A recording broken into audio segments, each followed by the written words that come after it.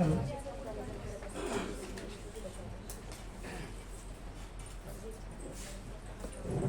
आजची पालक संवाद बैठक, या बैठकीमध्ये विद्यालयाच्या वतीनं मी आपल्या सर्व पालकांचं आणि उपस्थित सर्व शिक्षकांचं स्वागत करतो. नवनिर्मिती लर्निंग फाउंडेशन पुणे हा गट गणित विषयाचा अभ्यास विद्यार्थ्यांसाठी सुकर कसा करता येईल, त्यामध्ये त्यांचा इंटरेस्ट कसा वाढेल यासाठी कार्यरत आहे. या ग्रुपच्या संचालिका गीताताई महाशब्दे आणि सुषमा बक्षी या दोन मान्यवर इथं आपल्याला शिक्षकांच्या प्रशिक्षणासाठी आपण त्यांना इथं निमंत्रित केलं होतं आणि ते प्रशिक्षण मागच्या 2 दिवसापासून सुरू आहे. तिसरा दिवस. याच मान्यवरांच्या अनुभवाचा अभ्यासाचा उपयोग आपल्या पालकांना पण व्हावा आणि आपल्या पाल्यांच्या गणित शिक्षणामध्ये त्यांचा उपयोग कसा करते यासाठी आपण ही आजची बैठक आयोजित केली आहे. प्रथमतः या कार्यक्रमासाठी मार्गदर्शक म्हणून उपस्थित असलेल्या गीताताई महाशब्दे यांचं स्वागत पुष्पगुच्छ देऊन करण्याची विनंती माननीय मुख्याध्यापक स्वामी सर यांना करतो.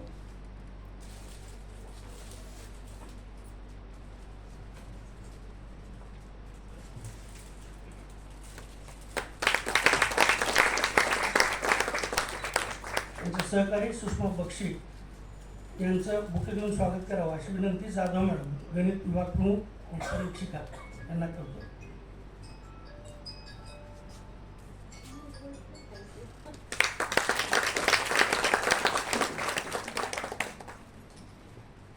आजचा हा कार्यक्रम या कार्यक्रमाचं प्रास्ताविक करावं अशी विनंती विद्यालयाचे मुख्याध्यापक स्वामी सर यांना.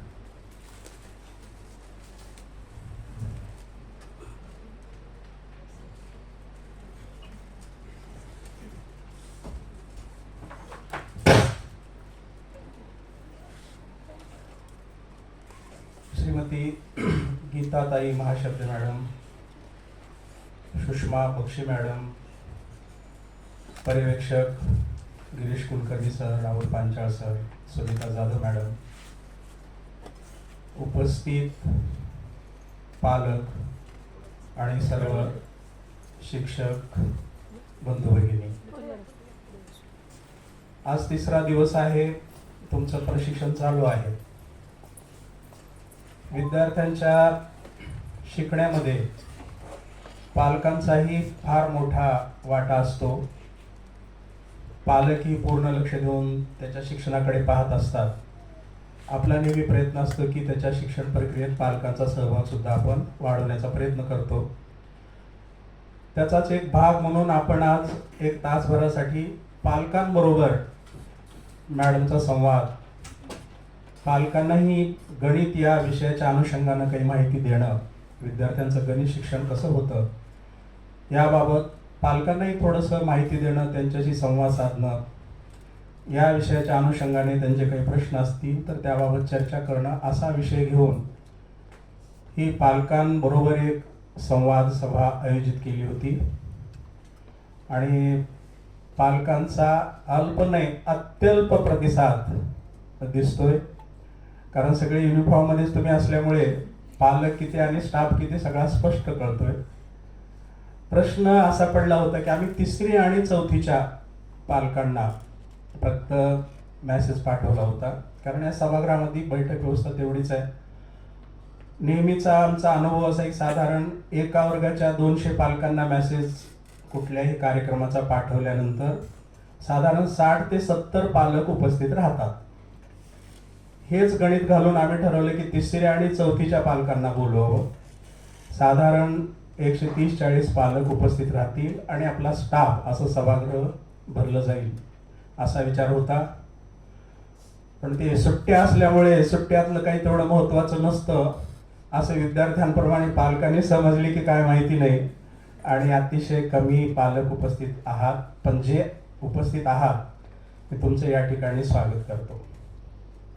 आता मी नेमकं शिक्षकांना उद्देशून बोलावं की पालकांना हा मोठा प्रश्न आहे. आम्ही हे प्रशिक्षण जे ठेवलेलं आहे, पुण्याची जी संस्था आहे नवनिर्मिती लर्निंग फाउंडेशन, त्यांचं कार्य गेल्या जवळजवळ 20-25 वर्षापासून एक चालू आहे की शिक्षण घेत असताना आपण फार परिभाषा वेगवेगळ्या वापरून विद्यार्थ्यांना शिकवायचा प्रयत्न करतो आणि सहज साधं सोपं असलेलं सुद्धा शिक्षकांना आणि विद्यार्थ्यांना फार अवघड वाटतं. आणि मला जे समजलंय ते मी बोलतोय. तर ते अतिशय सहज सोप्या पद्धतीनं सुद्धा शिकवलं जाऊ शकतं असा हा प्रयत्न संस्था करते. म्हणून गणिताचं जे प्रशिक्षण ते देत आहेत त्याच्यासाठी त्यांनी शब्द वापरलाय सक्रिय जनक गणित. आणि ते शब्द वाचल्यानंतरही लक्षात आलं, आपलाही अनुभव असेल बघा, आपल्याकडे घरी जे वयोवृद्ध ज्येष्ठ मंडळी आहेत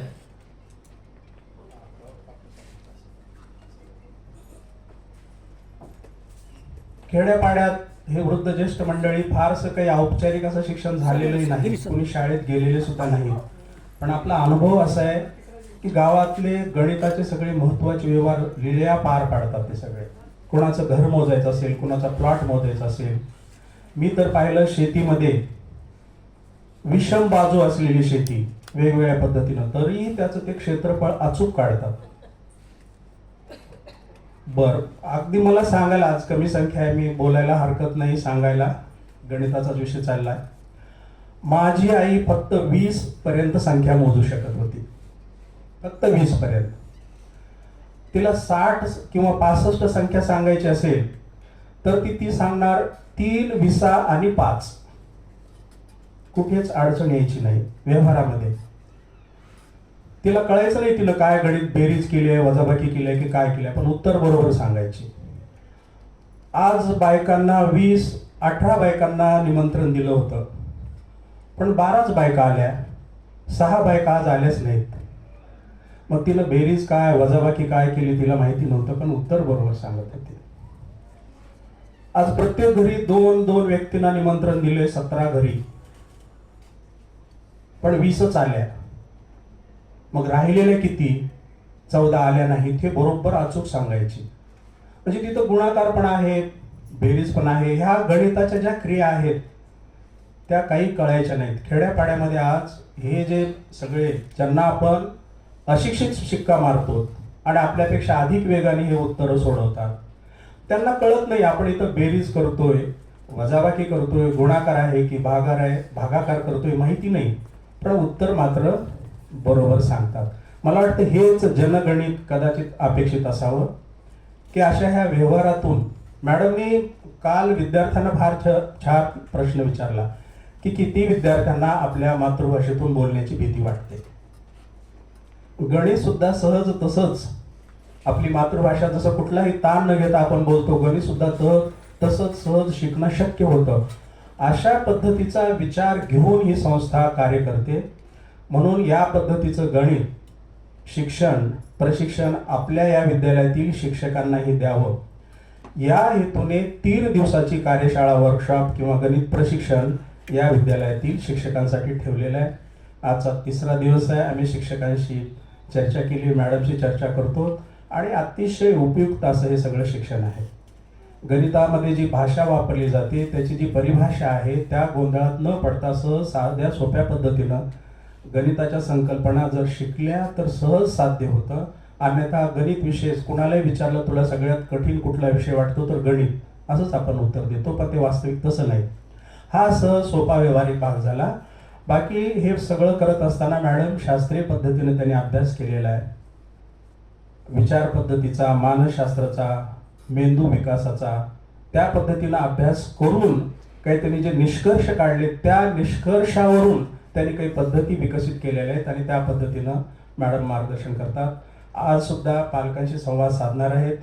शिक्षक सुद्धा तुम्ही समोर बसलेले एक अर्ध्या-पाऊण तासासाठी पालकाच्या भूमिकेमध्येच बसा. तुम्ही पण पालक आहात, तुमचेही पाल्य कुठेतरी शिक्षण घेतात. आपण शिक्षक आहोत हे विसरून जा आणि पालक या नात्याने तुम्ही मॅडमला काही प्रश्न विचारू शकता. मॅडमनी मार्गदर्शन केल्यानंतर या अनुषंगाने तुमच्या काही मनात प्रश्न असतील तर त्याबाबत सुद्धा मॅडम मार्गदर्शन करणार आहेत.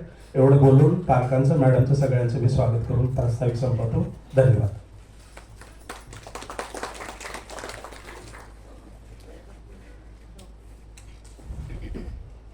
यानंतर गीताताईंना विनंती करतो की त्यांनी प्रत्यक्ष पालक संवादाला सुरुवात करा.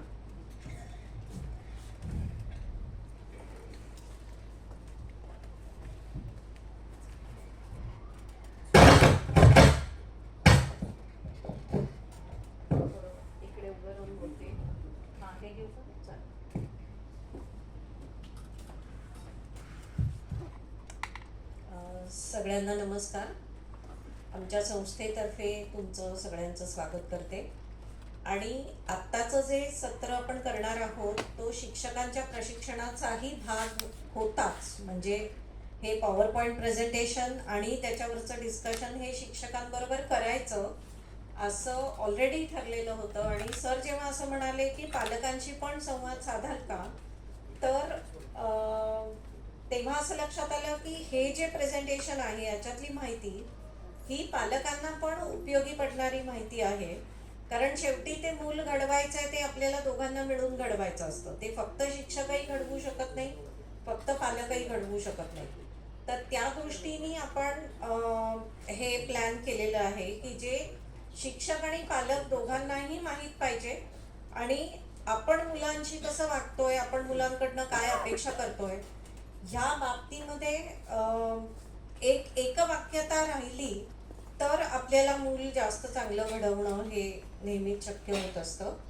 म्हणून आपण हे प्रेझेंटेशन आज निवडलं. हे प्रेझेंटेशन झालं की आपण प्रश्नोत्तर करू शकतो.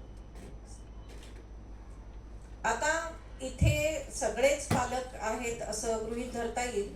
तर आपल्या मुलांनी कोणासारखं व्हावं मोठे झाल्यावर असं आपल्याला वाटतं.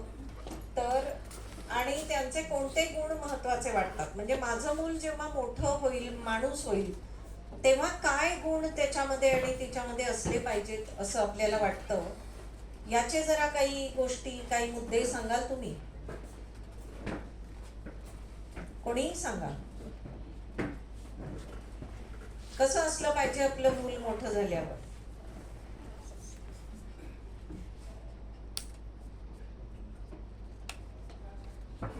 एकेका शब्दात. हा सर. म्हणजे आपल्या आई वडिलांशी आदराने वागलं पाहिजे. त्याचबरोबर इतर जे नातेवाईक असतात त्यांच्यासोबत आदराने वागलं पाहिजे. आणि शक्यतो आई वडिलांचं पण ऐकलं पाहिजे आणि आई वडिलांनी पण मुलांचं समजून घेतलं पाहिजे. करेक्ट. म्हणजे संवाद चांगला असला पाहिजे दोघांच्यामध्ये. आणखी कसं व्हायला हवं आपलं मूल मोठं झाल्यावर? काहीतरी तर आपण विचार केलेला असतो ना. सर्व गुण संपन्न असावं. तेच कोणते गुण असं मी विचारते.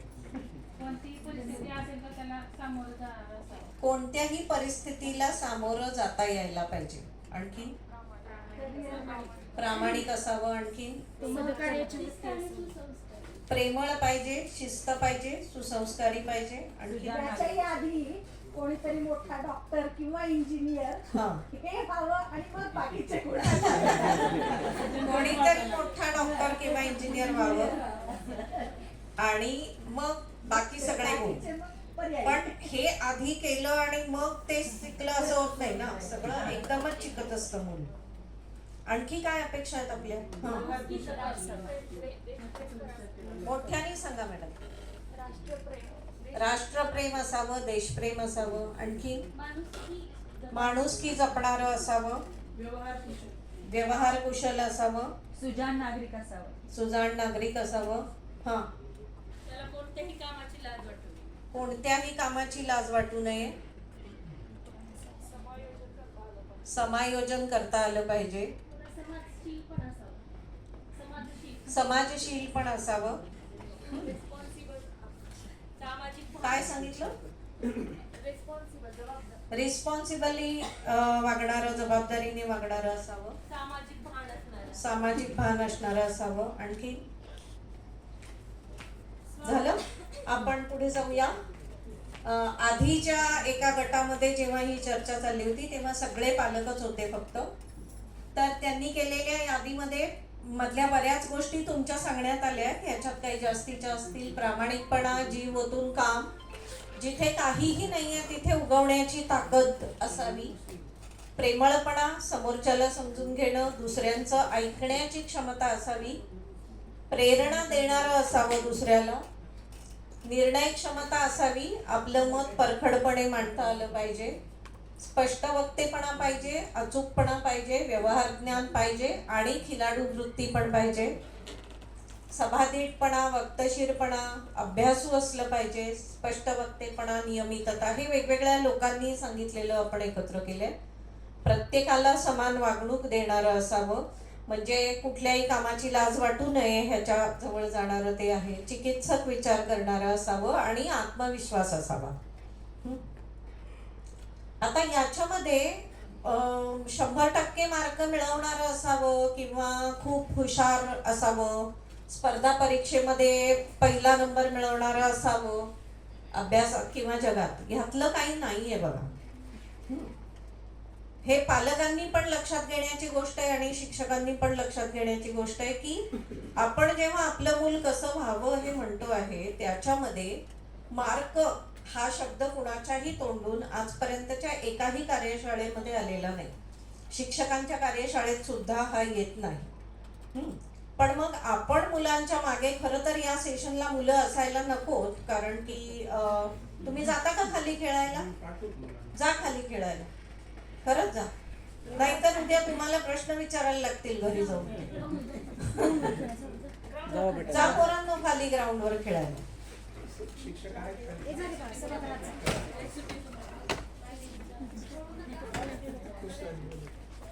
जा का तू पण?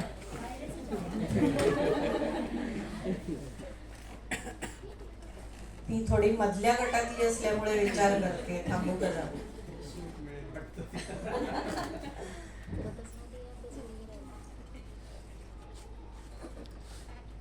मुलांच्या शक्यतो 2 वेगळ्या सूचना आपल्याकडनं मुलांना जाऊ नयेत, शाळेतून एक आणि घरून एक, म्हणून मी त्यांना पाठवलं.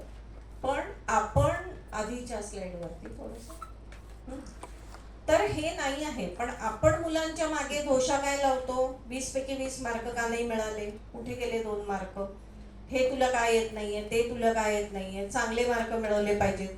आपली खरी अपेक्षा काय असते की त्याला आयुष्यात यश मिळालं पाहिजे, तिला आयुष्यात चांगलं काहीतरी बनता आलं पाहिजे, ही खरी आपली मनापासूनची अपेक्षा असते. पण ते यश आणि परीक्षेतले मार्क याचा एक घनिष्ठ संबंध आपण जोडून ठेवलेला आहे, जे तुमच्या मनातल्या अपेक्षेमध्ये खरं तर नाही आहे की माझं मूल काय झालं पाहिजे, याच्यात मार्क नाही आहे. पण आपण त्याचं जे मूर्त रूप आहे की आत्ता मला कशाला यश म्हणायचंय तर मार्कांना, तिथे कुठेतरी आपली सगळी गडबड आहे. तर त्याच्यासाठी मूल शिकतं कसं हे बघण्याची गरज आहे. आणि गेल्या 20-25 वर्षांमध्ये ह्याच्यावर खूप जास्त संशोधन झालेलं आहे. आणि ते संशोधन कशामुळे झालं तर जसं मेडिकल फील्डमध्ये खूप मोठ्या प्रमाणात संशोधन झालं, तसं मेंदूला सेन्सर्स लावून की ज्या वेळेला मूल एखादी गोष्ट शिकतंय, एखादा विचार करतंय, तेव्हा मेंदूत कुठे चमकतं हे बघता यायला लागलं. म्हणून गेल्या 20-25 वर्षांमध्ये हे संशोधन जास्त झालं की मेंदूत नेमकं काय घडतं जेव्हा मूल शिकतं. तर त्याच्यामध्ये सगळ्यात महत्त्वाचा मुद्दा हा आहे की आपला मेंदू हा विचार करण्याचा आणि शिकण्याचा अवयव आहे. आणि अलीकडे प्रत्येकाच्या मेंदूमध्ये 1 अब्ज न्यूरॉन्स हे असतातच असतात. जन्मलेल्या प्रत्येक बाळाच्या मेंदूमध्ये 1 अब्ज न्यूरॉन्स असतात. आता ह्या न्यूरॉन्सच्या जोडण्या एकमेकांशी कशा होतात? न्यूरॉन्स म्हणजे त्या पेशी आहेत एक प्रकारच्या, ज्या आपली नर्वस सिस्टीम जी आहे आपली, मराठीत काय म्हणतो आपण नर्वस सिस्टीम, चेतासंस्था जी आहे, त्या चेतासंस्थेचं सगळं काम बघणाऱ्या या मेंदूतल्या पेशी आहेत. तर जन्मजात न्यूबॉर्न बेबी, नवीन जन्मलेल्या बाळाच्या मेंदूमधल्या पेशींच्या जोडण्या बघा किती आहेत ते.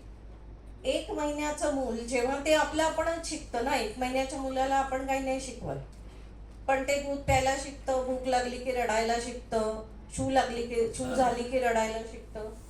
तर हे शिकलेलं जे आहे त्या परत न्यूरॉन्सच्या जोडण्या आहेत. आणि ॲडल्ट माणसाच्या न्यूरॉन्सच्या जोडण्या, म्हणजे आपण ज्याला हुशारी बुद्धिमत्ता असं म्हणतो, ती जर का बघायची असेल तर ती न्यूरॉन्स किती जोडलेले आहेत, किती प्रकारे एकमेकांशी त्या पेशी जोडलेल्या आहेत, ह्याच्यावरती आपली हुशारी, स्मार्टनेस, आत्मविश्वास हे सगळं याच्यावरती अवलंबून असतं. 1च मिनिट मागे जा. म्हणजे माझं मूल जन्मतःच हुशार आहे किंवा माझं मूल जन्मतःच ढ आहे, ही दोन्ही विधानं चुकीची आहेत. जे काय जन्मजात आलेलं आहे आई वडिलांकडनं ते एवढंच आहे.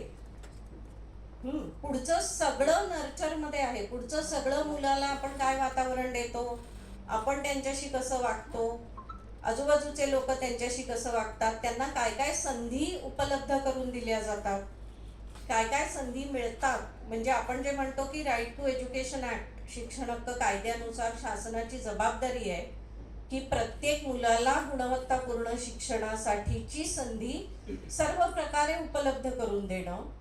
ती याच्यासाठी आहे की त्या संधी जर सगळ्या मुलांना मिळाल्या तर सगळी मुलं शिकणार आहेत. आणि जन्मजात हुशार किंवा जन्मजात सरासरी, जन्मजात ढ असं जे काही असतं ते खरं नाही, कारण की एवढंच असतं जन्मजात.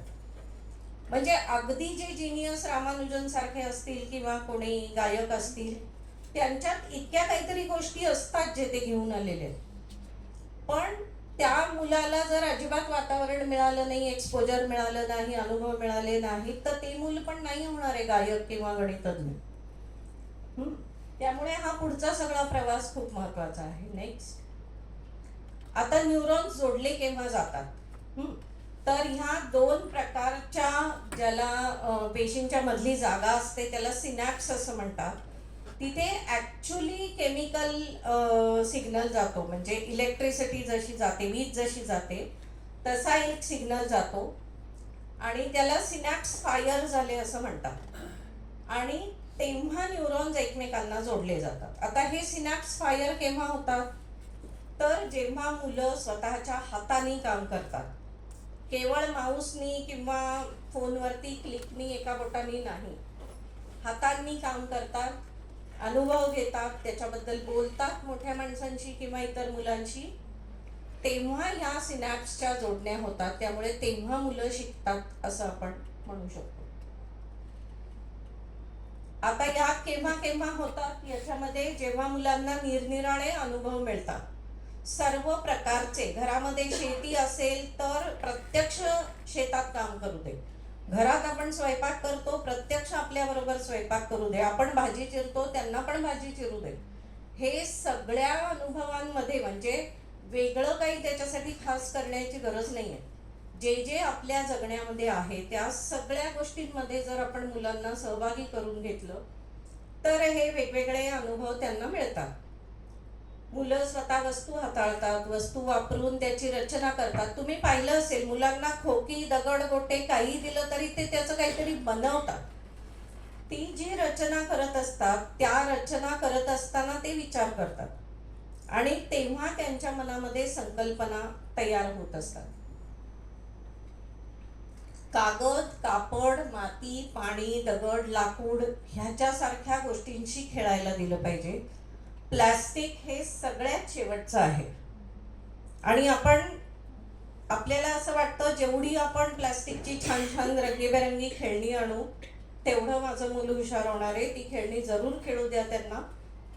पण मुळात जी नैसर्गिक मटेरियल्स आहेत, निसर्गातली जी मटेरियल्स आहेत ती जास्त रिच आहेत मुलांच्या शिक्षणासाठीची. स्वतःच्या मनातली चित्र काढतात, बघून चित्र काढायला देणं, कॉपी करायला देणं किंवा आउटलाईन काढून रंगवायला देणं हे नाही.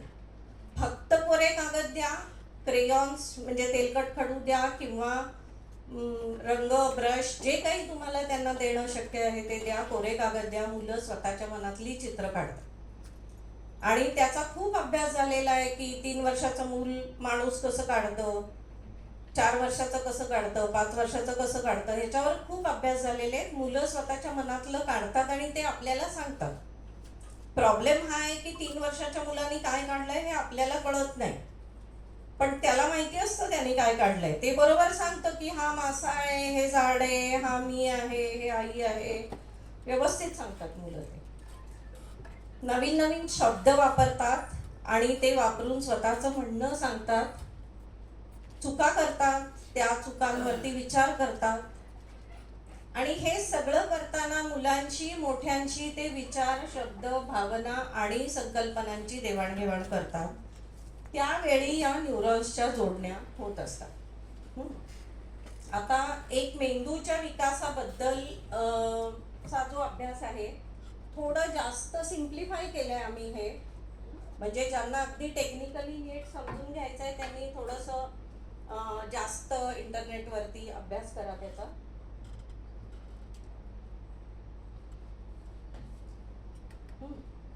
आपल्या मेंदूचे असे 3 भाग आहेत. सगळ्यात तळाचा जो आहे रेप्टिलियन ब्रेन, म्हणजे सरपटणाऱ्या प्राण्यांचा जो मेंदू असतो त्या प्रकारचा. सरपटणाऱ्या प्राण्यांमध्ये तेवढाच मेंदू असतो. त्याच्यानंतरचा ओल्ड मॅमेलियन म्हणजे सस्तन प्राण्यांमधला जो मेंदू आहे, म्हणजे आपण जर उंदीर, कुत्री, मांजरं हे बघितलं, त्यांना काही एका प्रमाणात गोष्टी शिकवता येतात आपल्याला, तर तो त्याच्या वरचा लेयर आहे. आणि त्याच्याही वरचा, ज्याला ह्युमन लिहिलंय त्याला निओ कॉर्टेक्स असं म्हणतात, तर तो मानवी मेंदू आहे.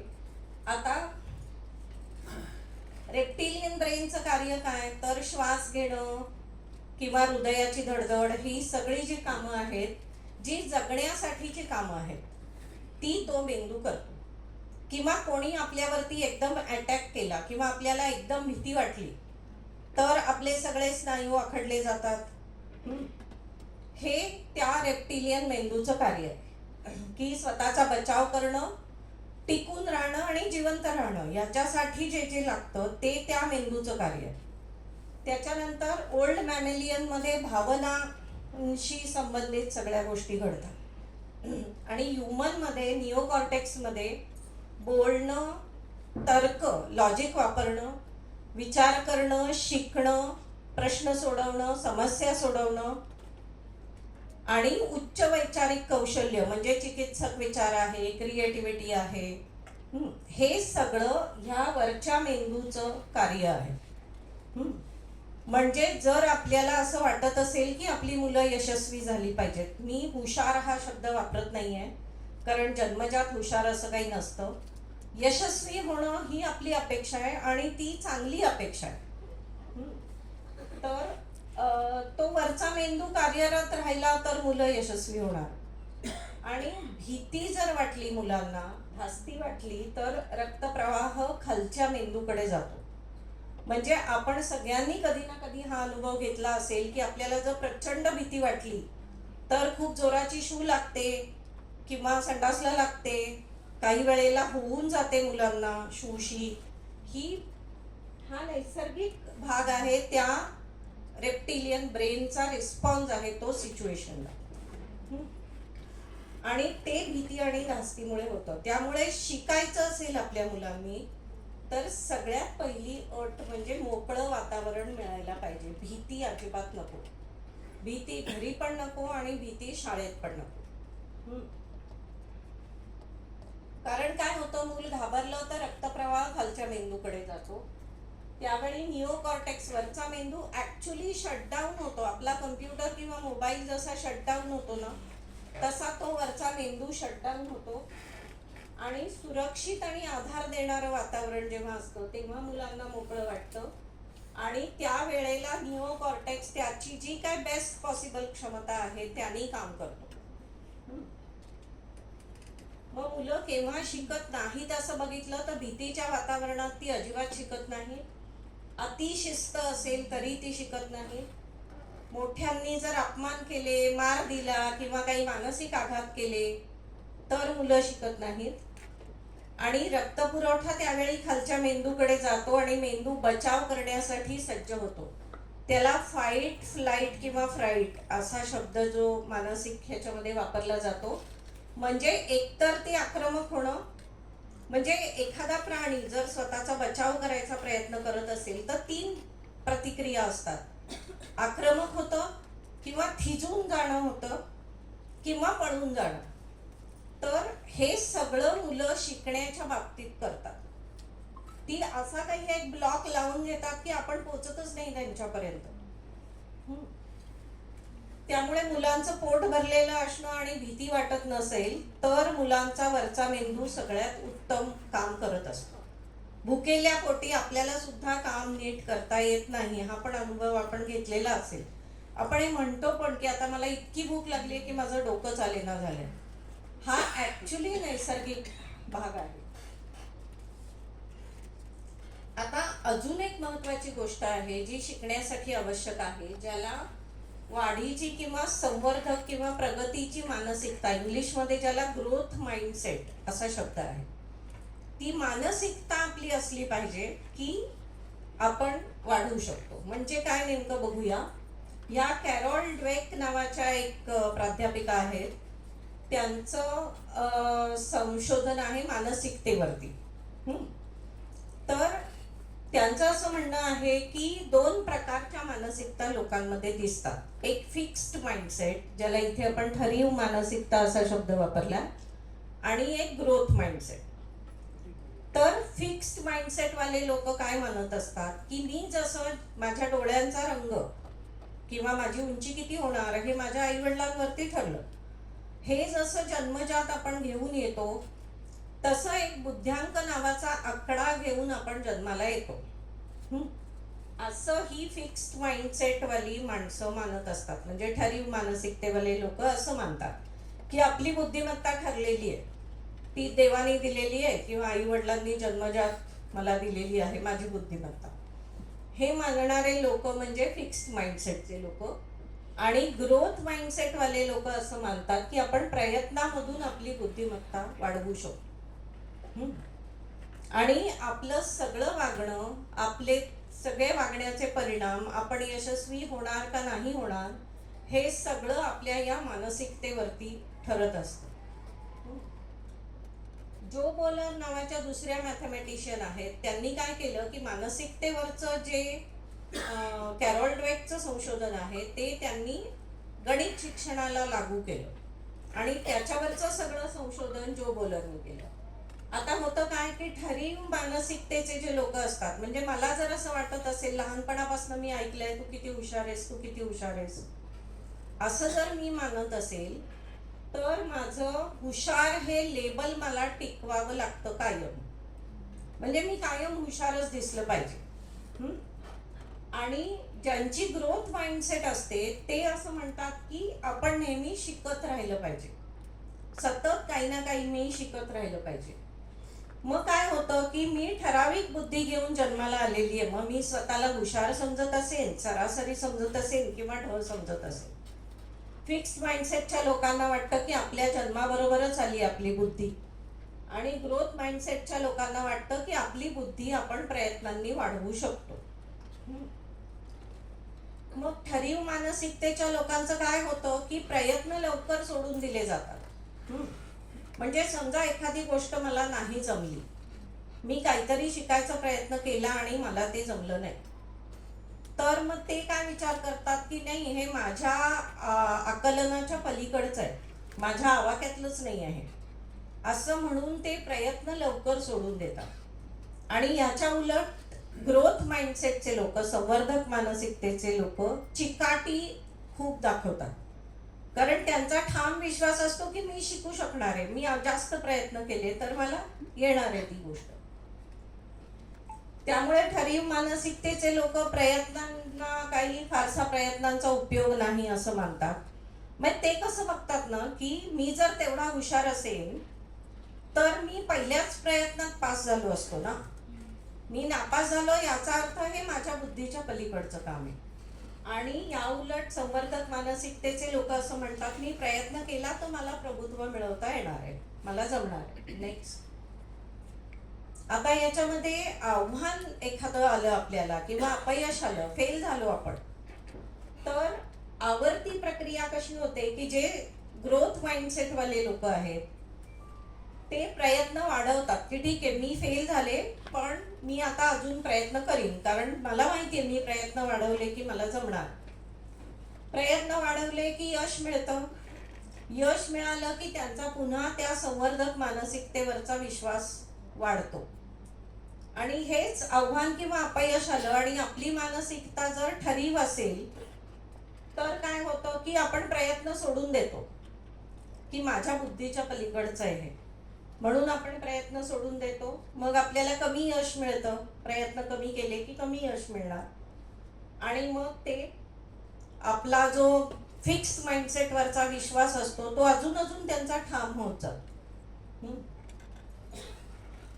आता मेंदूची लवचिकता, साधारणपणे 20-25 वर्षापूर्वीपर्यंत वैज्ञानिक असं मानत होते की मेंदूची बहुतांश वाढ ही वयाच्या 6व्या वर्षापर्यंत होती.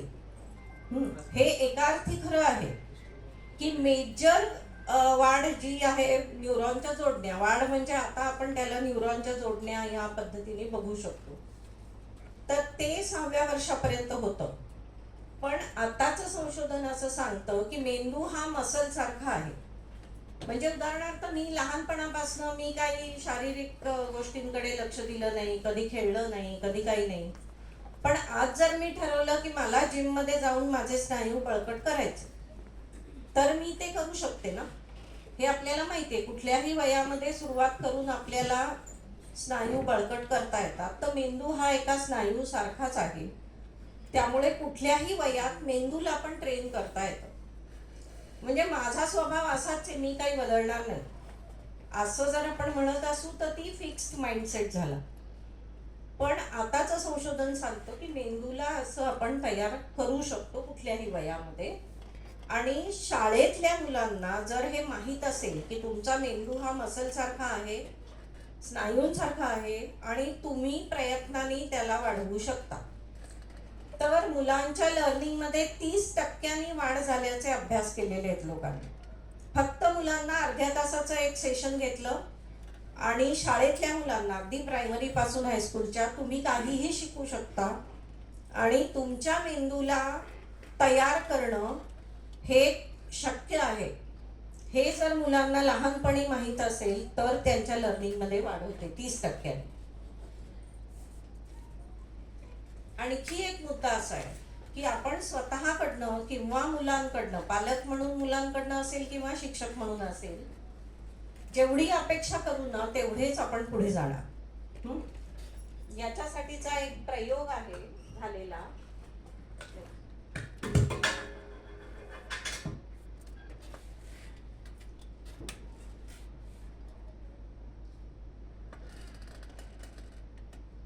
एक स्लाइड मध्ये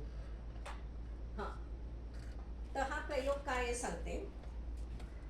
अमेरिकेतली एक मोठी नामांकित शाळा होती आणि त्या शाळेतली मुलं स्पर्धा परीक्षांमध्ये काही चमकत नव्हती अजिबात. तर मुख्याध्यापकांनी असं ठरवलं की आपली जास्तीत जास्त मुलं स्पर्धा परीक्षांमध्ये चमकली पाहिजे, म्हणून त्यांनी काही निवडक शिक्षकांना बोलावलं आणि त्यांना सांगितलं की ही निवडक मुलं आपण निवडून काढलेली आहेत, हुशार मुलं, ह्या मुलांना तुम्ही आता वर्षभर शिकवायचं आणि स्पर्धा परीक्षेसाठी तयार करायचं. त्या वर्षाच्या अखेरीला त्या मुलांमधल्या बहुतांश मुलांनी स्पर्धा परीक्षेमध्ये चांगलं यश मिळवलं. त्याच्यानंतर त्या सरांनी शिक्षकांना बोलवलं आणि असं सांगितलं की तुम्हाला निवडक मुलं दिलेली नव्हती, मुलं रॅन्डमली निवडली होती. म्हणजे अशी वेचून कुठलीही घेतली होती, कुठलीही परीक्षा न घेता निवडक मुलं दिली नव्हती तुम्हाला. तर तरीही कसं काय त्या मुलांनी यश मिळवलं, तर शिक्षकांना हा विश्वास होता की ही निवडक मुलं आहेत तर ही नक्की यशस्वी होणार, म्हणून शिक्षकांनी त्यांच्याकडनं जास्त अपेक्षा केली आणि कष्ट पण जास्त घेतली. बरोबर. ही शिक्षकांची चर्चा झाली की अरे हो, म्हणजे आम्ही अपेक्षा केली की ही मुलं निवडक आहेत तर ही नक्की चांगले मार्क मिळवू शकतील आणि चांगलं करू शकतील. ही शिक्षकांनी केलेली अपेक्षा असल्यामुळे मुलांनी यश मिळवलं. आणि मग मुख्याध्यापकांनी शिक्षकांना असं सांगितलं की तुम्हाला पण मी निवडलेलं नव्हतं, तुम्हाला पण रॅन्डमलीच काढलं होतं. म्हणजे माझ्यावरती माझ्या मुख्याध्यापकांनी जर विश्वास टाकला की मी नक्की चांगलं काम करू शकणार आहे, म्हणून माझ्यावर त्यांनी ही जबाबदारी दिली आहे. म्हणजे मी जेवढी स्वतःकडून अपेक्षा करते तेवढा माझा परफॉर्मन्स सुधारतो आणि आपण मुलांकडून जेवढी अपेक्षा करतो तेवढा त्यांचा परफॉर्मन्स सुधारतो. म्हणजे हिला गाणं खूप छान येतं ना, मग हिला गणित नाही आलं तरी चालेल, हे मानायचं आपण कारण नाहीये. गाणं छान येतं त्याचं खूप कौतुक करूया, पण गणित 10वी पर्यंतचं छान येऊ दे ना, सहजपणाने येऊ दे ना, कशाला मनामध्ये भीती पाहिजे? हे आपलं उद्दिष्ट असायला पाहिजे. जे छान येतं त्याच्यामध्ये ते मूल पुढे जाईल, करिअर करेल, हे बरोबर आहे. पण एक गोष्ट छान येते म्हणून दुसरी नाही आली तर चालेल. म्हणजे अभ्यासात छान मार्क मिळवता आले तरी आयुष्यात येणाऱ्या, जगण्यात येणाऱ्या अडचणींना तोंड देता यायलाच पाहिजे ना. त्यामुळे एक आलं तर दुसरं नाही आलं तरी चालेल असं नसतं. तर हे आपल्या अपेक्षा आपण स्वतःकडनं किती करतो आणि मुलांकडनं, म्हणजे विश्वास जर आपण ठेवला की प्रत्येक मूल शिकू शकतं आणि प्रत्येक शिक्षक चांगला शिकवू शकतो, तर आपल्याला हे यश मिळू शकतं. आणि पालक म्हणून सुद्धा आपल्या मुलांवरती आपण हा विश्वास ठेवणं. म्हणजे मला असेही पालक भेटलेले आहेत की काय करणार ताई, माझ्याच पोटी असं कमी बुद्धीचं मूल जन्माला आलं असं म्हणणार आहे. म्हणजे मतिमंदत्व वेगळी गोष्ट आहे, पण शाळेमध्ये जरा मागे पडलं की हे कमी बुद्धीचं आहे असं मानून टाकणं, हे आपल्याला समाजाने शिकवलंय. तिथे पालक म्हणून उलट आपण प्रयत्न करायला पाहिजेत की माझं मूल करू शकणार आहे आणि ती मदत सगळी जी काही लागेल ती आपण शाळा आणि पालक मिळून आपण ती केली तर ते मूल शिकू शकतो. आता मुलांच्या मध्ये कसा आणायचा मग ग्रोथ माइंडसेट, संवर्धक मानसिकता आणली पाहिजे मुलांमध्ये, ती आणता येते, ही संशोधनाने सांगितलेली गोष्ट आहे. कौतुक हवं असतं प्रत्येकाला आणि ते शिकायला पण उपयोगी पडतं. पण आपण काय केलं पाहिजे की प्रक्रियेचं कौतुक करायचं, मुलाचं नाही. म्हणजे तू खूप हुशार आहेस, कसा स्मार्ट आहेस, जन्मजात बुद्धिमत्ता हे त्या यशाचं कारण त्यांना वाटायला लागतं आपण असं म्हणलं तर. आणि मग ते हुशार हे लेबल स्वतःला चिकटवून घेतात. आणि मग काय होतं की माझं लेबल मला सांभाळायचंय, मग अवघड गणित सोडवायचा प्रयत्नच करणार नाहीत, अवघड परिस्थितीला तोंड द्यायचा प्रयत्नच करणार नाहीत, कारण मी अपयशी झाले, नाही जमलं मला ते गणित, तर मग माझं हुशार हे लेबल जाईल ना. म्हणून ते आव्हानं घ्यायची कमी करतात. म्हणजे आपण जर बघितलं असेल, तुम्ही पण बघितल्या असतील तुमच्या हाताखालून गेलेल्या 20-25 पिढ्यांची मुलं की जी अभ्यासात खूप टॉपला असतात, ती बिझनेस वगैरेच्या भानगडीत फारशी पडत नाही. कारण बिझनेसमध्ये अपयश येण्याची शक्यता ही जास्त आहे नोकरीपेक्षा. आणि मग ते आव्हान घेण्याची तयारी, ही मानसिकता लागते तिथे. ती ह्या आपण जे कौतुक करतो घरी पण आणि शाळेत पण की हा हुशार मुलगा आहे, ही हुशार मुलगी आहे, ते लेबल नाही लावायचं. पण मग कौतुक करायचं कसं? कौतुक तर लागतं, आपल्यालाही लागतं, मलाही छान वाटतं.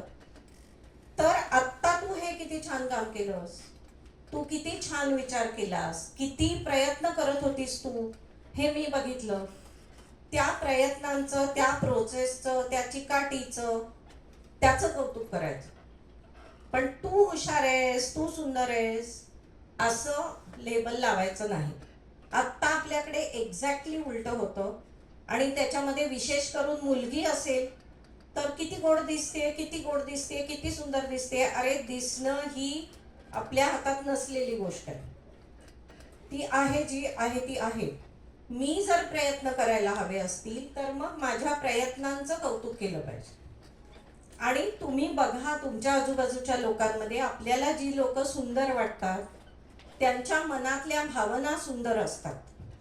ज्यांच्या मनामध्ये सुंदर भावना असतात ते आपोआप त्यांच्या भावना चेहऱ्यावर दिसतात आणि आपोआप त्यांचा चेहरा सुंदर दिसतो. म्हणजे सौंदर्य ही तुमच्या मनाचं रिफ्लेक्शन आहे. जे खूप मनापासून हसतात ते पण खूप सुंदर दिसतात. म्हणजे त्यामुळे कौतुक करत असताना त्या मनातल्या भावनेचं कौतुक केलं पाहिजे. कौतुक लागतं ते करायचं. नेक्स्ट, व्यक्तीची प्रशंसा न करता परिश्रमांची प्रशंसा करायची. म्हणजे तू या कामात खूप हुशार आहेस असं नाही म्हणायचं. तू कठोर मेहनत घेतलेली तुझ्या कामावरून दिसते, तू चित्र काढलंयस ना त्यावेळी तू रंगसंगतीचा खूप छान विचार केलेला दिसतो.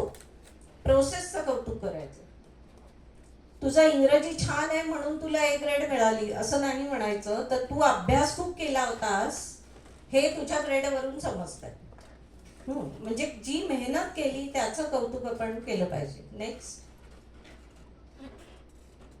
आता चुका, गणिताच्या तासाला तर हे विशेष सांगावं लागतं. आपल्याला सारखं असं ठोकलेलं आहे आपल्या मेंदूत की चुका अजिबात करायच्या नाही.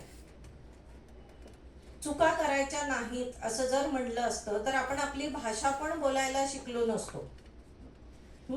म्हणजे मूल जेव्हा बोलायला शिकतं तेव्हा ते असं म्हणतं ना, झुरळ मरलं. म्हणजे केलं खाल्लं तसं मरलं. आता ही चूक आहे ना व्याकरणाच्या दृष्टीने, पण आपण कौतुक करतो त्यांच्या त्या मुलांचं. चुका करतच आपण शिकतो. कुठलीही गोष्ट, सायकल चालवायला आपण कधीही न धडपडता शिकलेलो नाही कोणीच. धडपडल्याशिवाय सायकल येत नाही. भाकरी करायला 2-4 वेळा ती फाटल्याशिवाय आपण शिकलेलो नाही. तर चुकांचा खूप मोठा रोल हा गणित एकूणच शिक्षणामध्ये आहे. जेव्हा आपण चूक करतो, त्या चुकीबद्दल विचार करतो, तेव्हा सिनॅप्स फायरिंग होतात आणि तेव्हा आपला मेंदू विकसित होतो. जेव्हा लोकांना प्रश्नांची तयार उत्तरं जर दिली कोणी, 21 अपेक्षित दिलं आणि तोंडपाठ करा म्हणून सांगितलं, तर मेंदूच्या विकासाची प्रक्रिया होत नाही. त्यामुळे चुका करत करत शिकणं ह्याला आपण खूप स्थान मोठं द्यायला पाहिजे. त्याच्यासाठी नवीन आव्हानं घेणं ह्यालाच कम्फर्ट झोन बनवायचं. म्हणजे वर्गात सतत मुलांना आपण काही ना काही छोटी मोठी चॅलेंजेस ही देत राहू शकतो. आणि सोपे प्रश्न सोडवणं हे उत्सवाचं कारण ठरू देऊ नका. म्हणजे जे मुलांना येत आहे तेच परीक्षेमध्ये विचारलं आणि पैकीच्या पैकी मार्क मिळाले तर त्याचं काही फार कौतुक करण्यासारखं नाहीये. म्हणजे कॅरॉल ड्वेक तर म्हणतात की तुमचं मूल जर 20 पैकी 20 मार्क घेऊन घरी आलं तर तुम्ही असं म्हणलं पाहिजे की अरे छान, म्हणजे तुला आज काहीच नवीन शिकायला मिळालं नाही. आणि मेंदूचे फोटो ते आपल्याला युट्यूबवर तुम्ही या लोकांचे व्हिडिओज बघाल तर ऍक्च्युली चुका करतानाचं मेंदूतलं फायरिंग हे मोठं आहे. आणि जेव्हा सगळं येत आहे ते जसंच्या तसं सोडवलं तेव्हा मेंदूत काहीही घडामोड फारशी घडत नाही. म्हणजे मेंदूची वाढ होत नाही त्यावेळी. आणि आपल्याला जर आपल्या जास्तीत जास्त क्षमतेपर्यंत शिकायचं असेल तर आव्हानं घ्यायला पाहिजेत, चॅलेंजेस घ्यायला पाहिजेत आणि ती मुलांसमोर पण आपण ठेवायला पाहिजे. पण त्यांनी जर प्रयत्न करायचे असतील चॅलेंजेस घेऊन तर चुका करण्याचं वातावरण हवं. आपल्या चुकांबद्दल पण आपण मोकळेपणाने मुलांशी बोलायला पाहिजे. मी विशेषतः या मुद्द्यासाठी मुलांना पाठवलं बाहेर की चुका केल्या की आपण रागवतो मुलांना. तर जी चूक झाली आहे त्याच्याबद्दल बोललं गेलं पाहिजे की अरे इथे काय चुकलं बघूया, इथे काय. म्हणजे शिक्षकांना तर आम्ही असं सांगतो की वर्गात वेगळं उत्तर कोणाचं आलं, चुकीचं उत्तर असा शब्दच नाही वापरायचा. वेगळं कोणाचं आलंय त्या उत्तराची जर चर्चा केली तर नेमक्या कुठे चुका केल्या आहेत, काय चुका केल्या आहेत हे आपल्याला त्यांना समजावून देता येतं. जी मुलं शाळेतली आव्हानात्मक कामं टाळतात, अभ्यासापासून दूर पळतात, चुका झाल्यावर निराश होतात, त्यांचा शाळेत आणि आयुष्यात फार मोठा तोटा होतो. कारण ते कठीण असलेली महत्वाची कामं टाळून देतात. म्हणजे ज्यांना विशेषतः ज्यांना शाळेत हुशार हुशार हुशार असं लेबल लहानपणापासून मिळतं ना त्यांचा ह्या बाबतीत जास्त तोटा होतो. आणि ज्यांनी ठोकरा खाल्लेल्या असतात ना ते ठोकरा खायला घाबरत नाहीत. पण म्हणून मुलांना ठोकरा खायला लावा असं नाही, पण आव्हानं घ्यायची सवय पाहिजे आणि अपयश आलं तरी ठीक आहे अशी सवय पाहिजे. यशस्वी उद्योजक अधिक जास्त चुका करतात आणि त्यांच्या चुकांमधूनच शिकतात. आता वर्गात काय करायचं तर धडपड आणि विकास याला उत्तेजन देणारी कामं मुलांना दिली पाहिजेत. म्हणजे विद्यार्थ्यांना करण्यासाठी आव्हानात्मक काम द्या, धडपडीबद्दल त्यांच्याशी बोला, जेणेकरून त्यांना समजेल की धडपड प्रयत्न हा शिक्षण प्रक्रियेचा भाग आहे महत्वाचा. अडचणीत असताना सल्ला विचारायला पण प्रोत्साहन द्या. कुठलीही आयुष्यात अडचण आली तर आपण पहिलं आपल्या मैत्रिणीशी बोलतो ना, हे मुलांना माहिती नसतं. तर हा सल्ला ह्याची सवय त्यांना लावली पाहिजे. म्हणजे आपल्या आयुष्यात, हे पालक म्हणून मी सांगते, आपल्या आयुष्यात घडणाऱ्या गोष्टी त्या अनकम्फर्टेबल जरी असल्या, फार काही छान जरी नसल्या, तरी मुलांशी शेअर करावं ते त्यांच्या लेवलला, त्यांच्या पातळीला, त्यांना कळेल तेवढं. म्हणजे ते असं नाही मानत की आयुष्य हे सगळं स्मूथ असतं. आयुष्यात चढउतार असतात, माहीत असू दे. आणि विचार प्रक्रियेमध्ये स्पष्टता आली पाहिजे. ह्याच्यासाठी संवाद वाढला पाहिजे, बोलत राहिलं पाहिजे.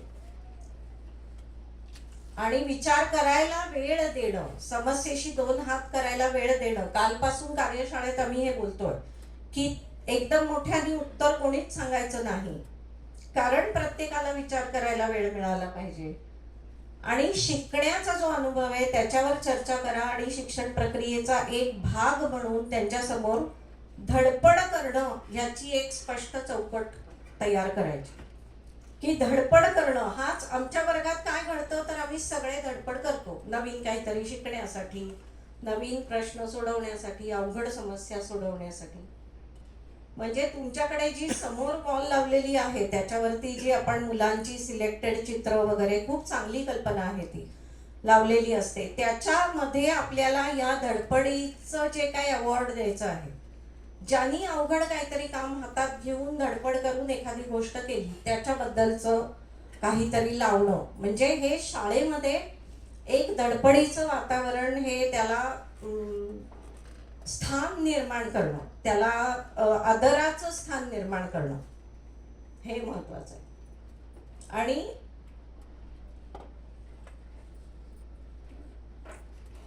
समस्या एखादी असेल, गणितातला प्रश्न असेल, तर त्याचा अर्थ लावायला मात्र मदत करावी लागते, ती करायची. पण नियम वापरून उत्तर काढायला शिकवायचं नाही, अर्थ लावायला मदत करायची. मुलांना एकमेकांना शिकवण्याचं काम द्यायचं. मुलं खूप चांगलं करतात, पण ते ह्याच्यासारखं नाही. विद्यांजली कार्यक्रमासारखं व्हॉलंटियर्सलाच शिकवू द्या वर्गामध्ये, मुलांकडे जबाबदारी द्या कच्च्या मुलांची, असं नाही.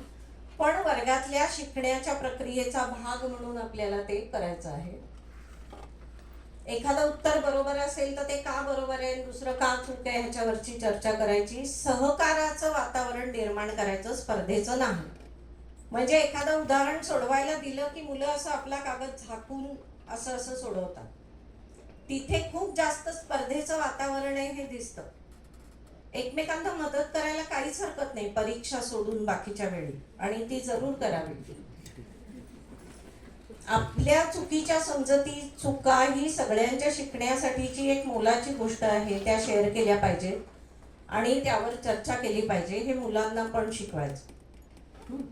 पालक म्हणून आपण जर घरी मुलाला सारखं हे म्हणत असू की तू पहिलं आलं पाहिजे, तर आपलं मूल कागद झाकून उदाहरण सोडवणार, हे लक्षात घ्या. कारण मग त्याला वाटतं की मला 20 पैकी 20 मिळाले पाहिजेत. हे ठीक आहे, पण तिला नाही मिळाले पाहिजे, मग तिला नाही दिसलं पाहिजे. हे चुकीचं वातावरण आपण मुलांना देतो आहे जिथे असं घडतं. वर्गातल्या वातावरणाचा सारांश असा आहे की मी काहीही शिकू शकतो किंवा शिकू शकते ही भावना, ग्रोथ माइंडसेटला प्रोत्साहन, प्रक्रियेवरती फोकस करणं, आउटकम वरती नाही. प्रयत्न कसा केला हे महत्वाचं आहे. ते चित्राला मार्क देणं हे फक्त वार्षिक परीक्षेच्या वेळी, चित्र असो किंवा सोडवलेली उदाहरणं असो. चुका साजऱ्या करा असंच म्हणतात कॅरॉल ड्वेक. आपण किमान चुकांसाठी एक चांगलं ओपन वातावरण निर्माण करून देऊया मुलांना, आणि आव्हानं घेणं ह्याला कम्फर्ट झोन बनवणं. म्हणजे आव्हानं घेणं, धडपड करणं, आणि याला एक अवॉर्ड मिळेल की तुम्ही जो एफर्ट केलाय ते तुमच्या समोरच्या वॉलवरती डिस्प्ले होईल, अशा पद्धतीचं वातावरण करता येईल. हे गणिताच्या शिक्षकांसाठी खास आहे. ओपन एंडेड प्रश्न. काल जे आपण एक उदाहरण केलं की 3 वाट्यांमध्ये 4 दगड किती प्रकारे आपण ठेवू शकतो, हा ओपन एंडेड प्रश्न आहे आणि ते किती प्रकार आले, 15 प्रकारे आपल्याला ते करता आलं, तर हे झगडणं आहे की अरे मला 12च प्रकार सापडले, यांना 15 सापडले, मग मी अजून शोधणं. ही धडपड, सखोल जाण्याची संधी, मुलांचं शिकण्याच्या प्रक्रियेवर आपोआप फोकस होतो या पद्धतीने केल्यावर. पॅटर्न्स शोधून त्याच्यामधून संकल्पना समजून घेणं आणि ते गणित करणं. सुषमा मॅडमनी काल आणि परवामध्ये तुम्हाला अतिशय सुंदर म्युझिक आणि डान्सशी रिलेटेड पॅटर्न्स आपल्याला कसे देता येतात हे पण दाखवलेलं आहे. आणि ज्या प्रश्नाची अनेक उत्तरं बरोबर आहेत, म्हणजे मी जर तुम्हाला सगळ्यांना आता असं म्हणलं की मला 50 पेक्षा मोठी संख्या सांगा, तर काय सांगाल? वेगवेगळी सांगतील ना प्रत्येक जण. 51 हेच एक उत्तर नाहीये. 50 पेक्षा मोठी म्हणलं तर कुठलीही सांगता येईल. आणि मग मुलांची आपसात स्पर्धा लागते की ह्यानी 100 सांगितलं तर मी 1000 सांगेन, मी 1,00,000 सांगेन. मग त्यांना माहीत असलेल्या मोठ्यात मोठ्या संख्येपर्यंत ते जातात. तर ह्याच्यामुळे ग्रोथ माइंडसेट वाढायला मदत होते असे प्रश्नांमुळे. चुका साजऱ्या करण्याचे 3 मार्ग त्यांनी असे सांगितलेले आहेत की आपल्याला चुका आवडतात आणि आपल्याला चुका हव्या आहेत असा नियम करायचा वर्गामध्ये. पण चुका अरे वा शाबास किती छान चूक केली असं कौतुक नाही करायचंय. फक्त ते काय चुकलं ह्याच्यावरती चर्चा करायची आहे. आणि तेव्हा ती जी चर्चा होते आणि मूल स्वतः जेव्हा विचार करतं त्याच्यावर, तेव्हा मेंदूतलं फायरिंग हे मॅक्सिमम होत आहे. म्हणजे मूल नवीन काहीतरी शिकतं आहे त्यावेळी. आणि त्या महत्वाच्या आहेत त्यामुळे, कारण आपलं शिक्षण होणार आहे. पण आपल्या चुकांवर आपण विचार केला आणि चर्चा केली तर ते शिक्षण होणार आहे. आणि त्यामुळे चुकांना प्रोत्साहन होणारं काम द्या. म्हणजे थोडंसं अवघड लेवलचं जर चॅलेंज म्हणून ठेवलं, ओपन ठेवलं ते मुलांना, तर मुलं ते आनंदाने करतात. काल मी मेन्शन केलं होतं की W. सॉयर हे आमचे गुरु आहेत, ज्यांच्या कामावर आधारित आम्ही काम सुरू केलं. ते असं म्हणतात, फुटबॉल असो किंवा रिलेटिव्हिटी, विज्ञानातलं काहीतरी खूप अवघड जर आपल्याला शिकायचं असेल तर मेहनत ही लागतेच. शॉर्टकट नाहीये, शिक्षणाला शॉर्टकट नाहीये. पण मुलं शॉर्टकट मागतही नसतात. मुलं कितीतरी अवघड गोष्टी शाळेत यायच्या आधी शिकून आलेली असतात. ते भाषा बोलत असतात. पुण्या मुंबईतली वस्तीत राहणारी मुलं त्यांची मातृभाषा पण बोलतात, आजूबाजूची भाषा पण बोलतात, सगळं बोलतात. म्हणजे अवघड गोष्टी मुलं करतात. त्यांना आवडतं ना त्या उंच घसरगुंडीवरती चढायला. 2-2.5 वर्षाच्या मुलाला पण आवडतं. ती संधी मिळाली तरच त्याला त्याची गोडी लागणार आहे. तर मेहनत लागते. काहीही शिकायचं तर मेहनत लागते. सोपं काम नाही. पण ती कंटाळवाणी किंवा ढोर मेहनत, अगदी अनइंटरेस्टिंग, बोरिंग असं असायचं काही कारण नाहीये. प्रत्येक विषय मजेदार करणं, इंटरेस्टिंग करणं हे शिक्षकांचं महत्वाचं काम आहे. मुलांना असं वाव वाटलं पाहिजे गणिताच्या तासाला, विज्ञानाच्या तासाला. आणि हे कसं करायचं ह्याच्यावरतीच आम्ही गेले 3 दिवस इथे शाळेमध्ये काम करतोय. आता कोणत्याही क्षेत्रात आपण काय बनू शकतो, तर एकतर आपण रसिक बनू शकतो. आपण रसिकपणाने गाणं ऐकू शकतो, नाटक बघू शकतो, सिनेमा बघू शकतो, किंवा आपण कलाकार बनू शकतो. आपण गल्लीतलं क्रिकेट खेळू शकतो, त्याचा आनंद घेऊ शकतो, किंवा आपण सचिन तेंडुलकर बनू शकतो. तसंच पोहण्याचा आनंद घेऊ शकतो किंवा ऑलिम्पिकमध्ये पोहायला जाऊ शकतो. गणिताचा आनंद घेऊ शकतो किंवा पुढे जाऊन मला गणितातच करिअर करायचंय, मला गणितज्ञ व्हायचंय असं करू शकतो. तर हे असं प्रत्येक क्षेत्रात आहे. आणि या सगळ्या क्षेत्रांमधला पहिला टप्पा हा त्याचा आनंद घेता येणं. आणि हा आनंद घेता येण्याचं काम हे प्राथमिक शिक्षणामध्ये व्हायला हवं. प्राथमिक शिक्षणाचं महत्वाचं काम या सगळ्या गोष्टींचा आनंद घ्यायला शिकवणं. आणि तो जर आनंद घ्यायला शिकवायचा असेल तर मग भीतीचं वातावरण नको, मग चुका करण्याचं स्वातंत्र्य हवं, प्रक्रियेचं कौतुक हवं. हे सगळं आपल्याला प्रायमरी शिक्षणामध्ये करायचं. थँक्यू.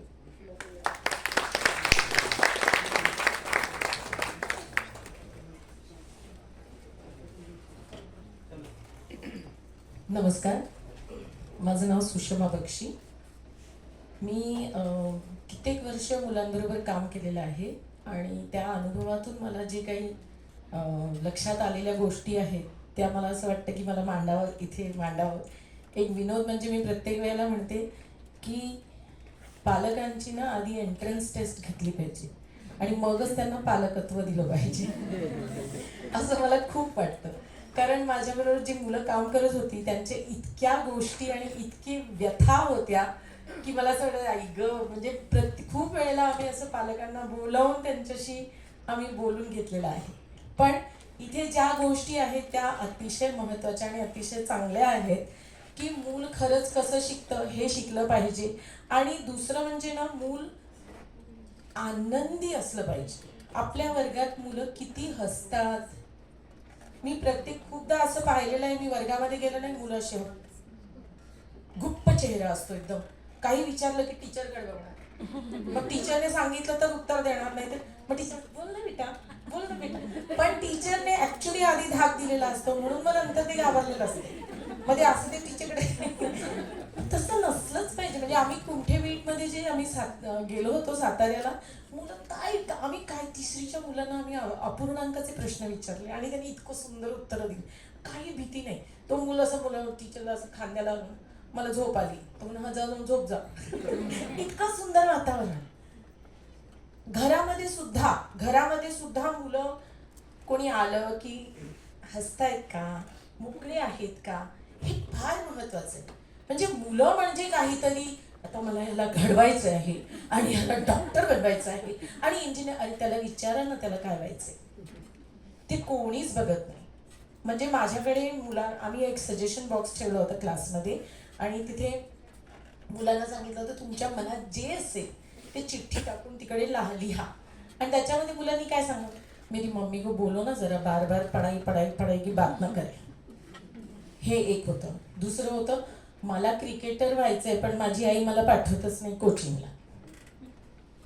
तिसरं, आणि अशी इतकी बघितली आहेत मी मुलं की मुलांना काहीतरी दुसरं करायचं असतं किंवा त्यांची आवड असते. कदाचित ते बनणार पण नाही, म्हणजे ते काही फार क्रिकेटर बनेल असं नाहीये, पण आत्ता आवड आहे ना. तर मग आम्ही आमच्या क्लासमध्ये काय केलं होतं की मुलांना मग आम्ही कोचिंग अरेंज केली त्या मुलांसाठी आणि नंतर ते अभ्यासात लक्ष घ्यायला लागले. एक मूल होतं, इतकं गोड होतं तो की, आणि स्वतंत्र, म्हणजे जी गीता म्हणाली की कॉपी करायचं शिकवायचं नाही. चित्रकला म्हणजे कॉपिंग नाही की टीचरने फळ्यावर चित्र काढलं आणि आपण वहीमध्ये काढलं आणि मग ते किती हुबेहूब आलं त्याचं कौतुक, तर ते नाही. चित्र म्हणजे तुला कागद, हा पेन्सिल आणि हा रंग, आणि कर, तुझ्या मनात जे येईल ते कर, ती मोकळी, तर तो चित्रकार बनणार आहे. तर हा मुलगा अतिशय स्वतंत्रपणे चित्र काढायचा, पण आई वडिलांची अपेक्षा अशी हुबेहूब काढलं पाहिजे. तर तिकडे कोणीतरी शेजारच्या मुलाने असं चित्र आणून दाखवलं, शिवाजी महाराजांचं चित्र. ते आजकाल तर फोनमध्ये बघून बघून इतके काढतात ना बापरे. आणि ते असे बघून त्याने चित्र बनवून आणून दिलं आणि आईनी असं काय सुंदर चित्र काढलंय आणि तू बघ, तू क्लासला जातोस आणि तरी तुझं चित्र बघ, असं काय. तो बिचारा इतका हर्ट झाला होता, छोटा होता तो. मला म्हणून आई अशी म्हणते की तू काय लक्ष देऊ नको, तू चित्र काढतो म्हणे. चित्र काढ म्हणे, हे मला कळतच नाही काय करायचं. चित्र काढायला बसलो की आई म्हणजे चित्र काय काढत बसले, अभ्यासाला बस. आणि मग तो त्या मुलाचं चित्र आणलं तर मला म्हणते बघ तुझं चित्र बघ आणि त्याचं चित्र. अरे प्रॅक्टिस पण पाहिजे ना. तर हे इतकं गोंधळून गेलेली मुलं आहेत. आमच्या पुण्याचं किंवा इतर ठिकाणाचं मला माहिती नाही, पण मुंबईला तर मुलांना वेळच नाही. ते मुलं सकाळी शाळेत जातात, दुपारी क्लासला जातात आणि मग घरी गेल्यावर परत आई वडील होमवर्क झाला का मग ते होमवर्क करा, मग ते शाळेचे आता नवीन शाळांनी प्रकाशित प्रोजेक्ट करा, आणि मग ते सगळं करण्यामध्ये त्याला स्वतःचा मी टू वेळ कुठे आहे की माझा छंद काय, मी कोण आहे, तो जो मी फ्री टाइम पाहिजे तो नसतो मुलांकडे आणि आई वडील पण देत नाहीत. म्हणून मला म्हणजे माझी मेनली तक्रार आहे की आई वडील फार जास्त आपल्या स्वप्नांचं ओझं मुलांवर लादतात. हे असं माझं मत आहे. असं प्रत्येक ठिकाणी होत असेल असं नाही, पण असं होतं. तर त्यामुळे आपलं मूल किती मोकळं आहे आणि ते स्वतंत्र एक डिफरंट आयडेंटिटी आहे. जसं ते आता आजच प्रियांमध्ये पाठवतो सोडियम क्लोराईड. सोडियम ज्वलनशील पदार्थ आहे, क्लोरीन तो पॉइझनस आहे. पण जेव्हा सोडियम आणि क्लोरीन एकत्र येतात तेव्हा सोडियम क्लोराईड जे म्हणतो ते आपण खातो, किंवा हायड्रोजन ज्वलनशील पदार्थ आहे, ऑक्सिजन ज्वलनाला मदत करतो. पण ते दोन्ही मिळून जेव्हा येतात H2O, त्याचं बाळ जे आहे ते आगीच्या विरोधात आहे, ते आगीला विझवतं. तर ते कम्प्लिटली एक नवीन आयडेंटिटी आहे ते बाळाची. आणि मग त्या बाळाला आपण त्याप्रमाणेच त्याला एक आयडेंटिटी म्हणूनच वाढवलं पाहिजे. मी तर म्हणते की म्हणजे हे फार जरा मी पलीकडे चालले, पण जो हाताला धरून मंदिरात जातो ना आपण, तर आपण आपला धर्म पण त्याच्यावर लागत असतो, असं माझं मत आहे. म्हणजे मी म्हणते की जर आपण एकदम त्या टोकाला जर विचार करायला गेलो तर आपण सगळ्या गोष्टी त्याच्यावर लागत असतो. पण विच इज ओके, कारण आपण आपल्याला जसं येतं तसं संगोपन करणार त्याचं. आता आम्ही नवनिर्मितीचाच मुंबईला म्युनिसिपल स्कूलमध्ये कार्यक्रम चालला होता, आणि मला असं काम दिलं होतं की दर आठवड्याला जाऊन थोडंसं चेक करायचं, मुलांना विचारायचे प्रश्न. म्हणजे काय, तर मी असे काही मुलांना असं विचारलं, मी त्यांना विचारलं टीचरला तुम्ही कोणतं आता संकल्पना कोणती शिकवली वगैरे. तर आय थिंक त्यांनी मला सांगितलं समविषम शिकवलं वगैरे. आणि मी एक दोघांना विचारलं तर त्यांना नाही आलं, म्हणजे वस्तू वापरून केलं होतं का वगैरे. मी विचारलं, नाही तुम्ही आमच्या बघा वर्गातल्या सगळ्या कमजोर मुलांनाच विचारलं बघा. आता मी बघा तुम्ही माझ्या वर्गातली कमजोर मुलं बाहेर या बरं, आणि सगळे टुकू टुकू टुकू करत 10-12 मुलं बाहेर आली. म्हणजे ती मुलं कमजोर आहे हे तिने ऑलरेडी त्यांना सांगून ठेवलं होतं. मला इतकं वाईट वाटलं. म्हटलं आता ही मुलगी काय, तिची कोण मुलगी, ती आता आयुष्यभर मी कमजोर आहे अशी करूनच ती मोठी होणार आहे. आणि टीचर्स जे बोलतात ना ते आयुष्यभर लक्षात राहतं. टीचर्स म्हणजे सेकंड मदर पेक्षा सुद्धा ते आईला नंतर खोटे ठरवतात, नाही माझ्या टीचरने सांगितलं ते खरंय, हे इतकं होतं. म्हणून टीचर्सचं वागणं इतकं महत्वाचं ठरतं. मी जेव्हा स्कॉलरशिपला गेले होते, स्कॉलरशिपला मला बसायचं होतं, पण माझ्या टीचरने डोक्यावर कपाळावर हात मारला, तू स्कॉलरशिपला बसता. आणि मला ते इतकं हर्ट झालं, मला आजपर्यंत मला त्याचा त्रास होतो. नाही ते म्हणजे बेसिकली आपण जसं म्हणतो ना की त्यांच्या क्षमतांवर आपण विश्वास असं जर बसायचं, ओ डेफिनेटली आपण प्रयत्न करूया, काय हरकत आहे. जर असं बोलले तर मला पण छान वाटलं असतं. आणि जर आपण कोणाला तरी जर वर काढलं तर आपल्याला त्या मुलाला पण छान वाटलं असतं ना. तर या अशा अनेक गोष्टी आहेत. मुलांना थोडासा त्यांचा मोकळा वेळ मिळाला पाहिजे, त्यांना मातीत खेळता आलं पाहिजे. मला तर खूपच छान वाटतं. लातूरमध्ये मी बघते प्रचंड मोठी मैदान आहे, त्यामुळे इकडच्या मुलांना मला असं वाटतं मैदानांची मानवा नाही. आमच्या इकडे फारच, मुंबईमध्ये असं शोधून सापडणार नाही खुले मैदान, अजिबात नाही आहे. आणि आईवडील, वस्तीमधले आईवडील तर मुलांना बाहेर पाठवतच नाही. ते त्या मुलांबरोबर खेळायचं नाही, त्यांना चांगलं वळण नाही. मग तुम्ही जा, वेळ खर्च करा, कारण तुमच्या मुलांनी खेळलं पाहिजे. मग तुम्ही जा तिकडे, त्यांना पण वळण लावा, तुमच्या मुलांना त्यांच्याबरोबर राहू द्या. पण एवढी मेहनत करायला कोणी तयार नाही, त्यापेक्षा मुलांना घरी बसवतात. मला मुलांनी सांगितलंय तुम्ही माझ्या आईवडिलांना सांगा की मला खेळायला पाठवा, अशा प्रकारचे सजेशन्स मुलांनी मला दिले. आणखी एकच गोष्ट सांगते की आता मोबाईलवर खूप मुलं वेळ घालवतात, आणि जेव्हा पहा तेव्हा मोबाईल बघत असतो, जेव्हा पहा तेव्हा मोबाईल बघत असते, अशी कंप्लेंट्स खूप ऐकायला येतात. मी काल सुद्धा इथे येताना ट्रेनमध्ये मी पाहिलं, छोटीशी मुलगी होती, त्या मुलीला आईवडील जेवण भरवत होते, तिच्यासमोर मोबाईल धरला होता आणि तिला जेवण भरवत होते. मग तुम्ही जेव्हा तुमची सोय असते तेव्हा तुम्ही मोबाईल त्यांना दाखवणार आणि मग नंतर तुम्ही कंप्लेंट करणार.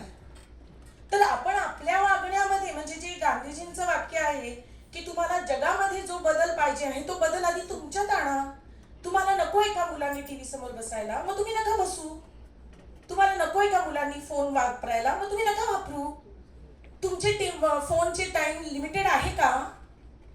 नाहीये, पण मुलांनी लिमिटेड आहे का? ह्या गोष्टी ना, म्हणजे मी तर म्हणते ना, मूल वाढवणं एक तपस्याच आहे आणि अनएंडिंग रिस्पॉन्सिबिलिटी आहे. मदरहुड और parenthood is a responsibility till we die, अशी रिस्पॉन्सिबिलिटी आहे. आणि म्हणून आपण फार जागरूकपणे हे केलं पाहिजे. आता आता आता शक्यतो जनरली 1 किंवा 2च मुलं असतात. पूर्वीच्या काळी तर असे 8-8, 9-9 होते, त्यामुळे कोण वाढतंय कसं वाढतंय तिकडे लक्ष होतं. पण मला असं वाटतं ते जास्त चांगले वाढत होते, कारण त्यावेळेला कोणी त्यांना हे करू नको ते करू नको करणारे नव्हते. ते छान होतं. आता तर त्याच्या प्रत्येक हालचालीवर इतकं लक्ष ठेवलं जातं की ते बिचारा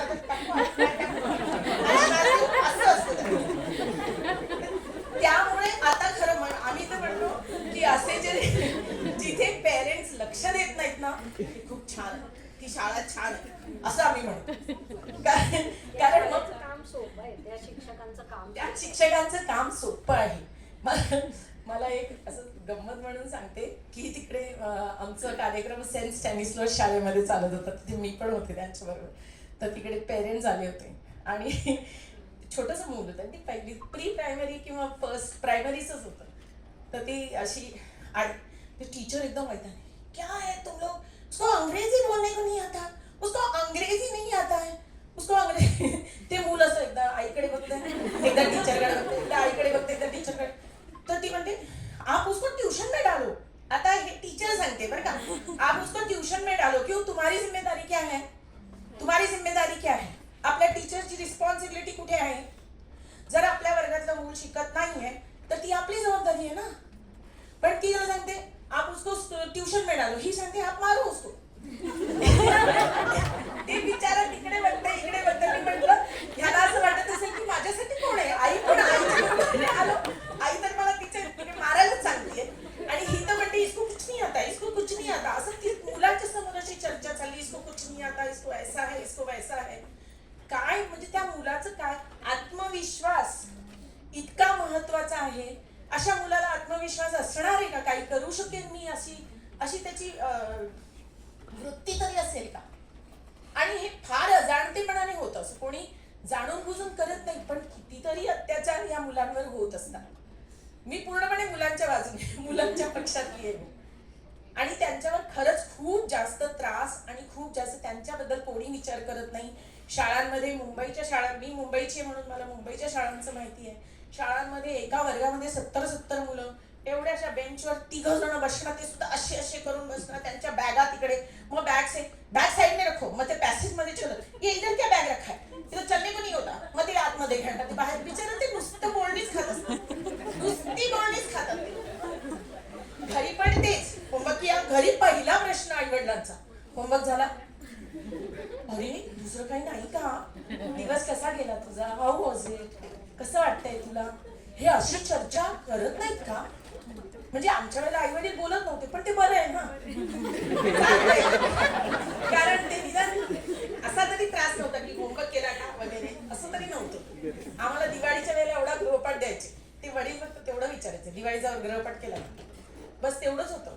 पण आता खरंच खूप जास्त बिचारे ते ट्युशनचा पण होमवर्क असतो, ह्याचा पण होमवर्क असतो. मुलं वर्गात येऊन झोपतात शेवटी. का, टीचर कल रात को वो होमवर्क कंप्लीट कर रहा था इसलिए ये होमवर्क नहीं हुआ. करणार काय मग, करणार काय. ते हे जे ना, हे आपण त्यांच्या दृष्टीने किंवा त्यांच्या जागी जाऊन जर विचार केला तर आपल्याला कळेल की ते बिचारे किती पीडित आहेत. मला आय एम शुअर की इकडे डेफिनेटली, म्हणजे मला इथे अशी व्यवस्था दिसत नाही लातूरमध्ये, मी इथे आहे म्हणून बोलत नाही आहे, पण मी खरंच बघते की टीचर्स. आणि मला थोडंसं असं पण वाटतं शहरांकडून थोडंसं बाहेर निघालं तर परिस्थिती थोडीशी, जे टीचर आणि मुलांचं जे कम्युनिकेशन आहे ते जरा बेटर आहे असं मला वाटायला लागले. आता मी कुमठे पण बघितलं, मी हे पण आपली शाळा पण बघितली. सो हे माझे विचार आहेत. तर जेवढं आपण आपल्या मुलांच्या ह्याच्यामध्ये आपण सपोर्ट दिला पाहिजे, इंटरफिअर नाही करायचं, असं एक माझं फार प्रामाणिक मत आहे आणि मी तुमच्यासमोर मांडते. थँक्यू.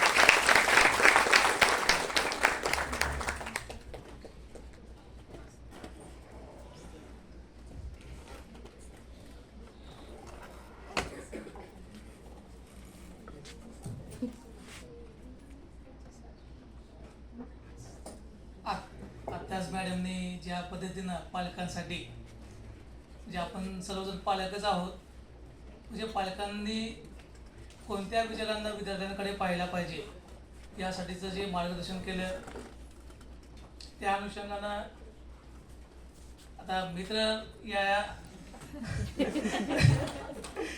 मॅडमच्या सांगण्यावरून असं म्हणजे आपली मानसिकता त्याच पद्धतीची आहे.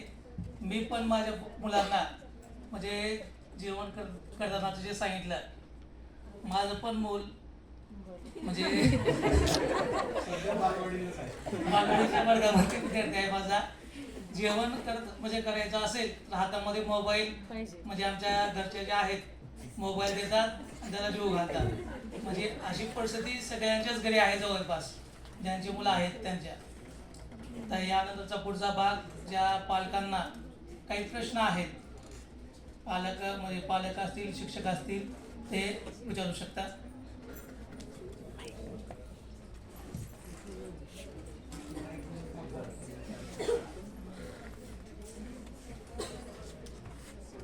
शिक्षक सुद्धा विचारू शकतात. इकडे मागे त्यांना काही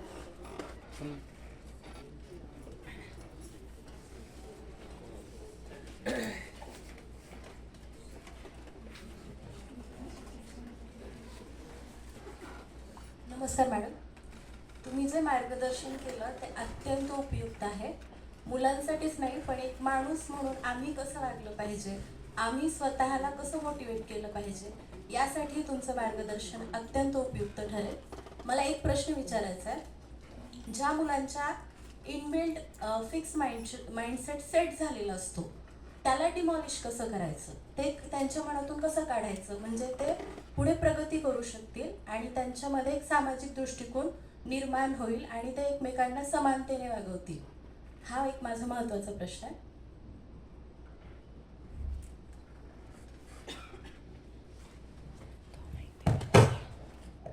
आपल्या प्रत्येकाच्याच वागण्यामध्ये ना काही काही बाबतीत फिक्स्ड माइंडसेट असतो आणि काही काही बाबतीत ग्रोथ माइंडसेट असतो.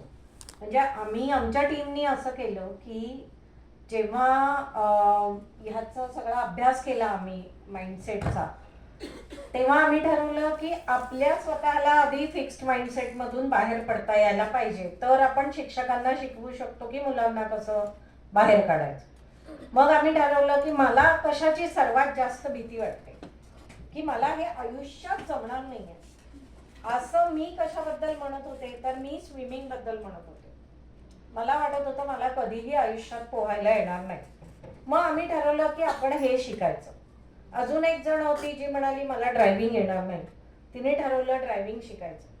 तर हे आपण आपल्या बरोबर, म्हणजे आपला प्रवास आणि मुलांचा प्रवास हा अनेकदा एकत्र होणारा प्रवास असतो.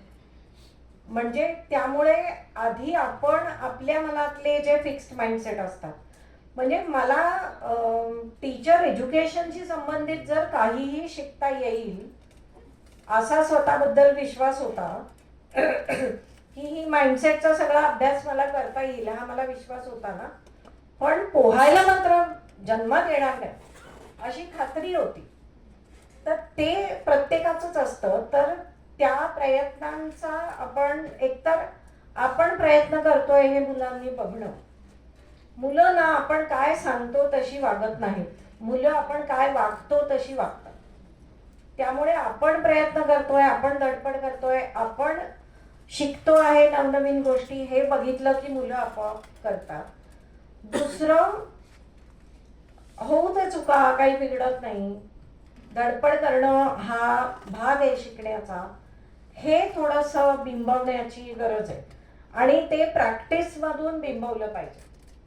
म्हणजे आपणही करूया ना अशी एखादी गोष्ट की जी आपल्याला सहजी जमणार नाहीये, चुका होणार आहे.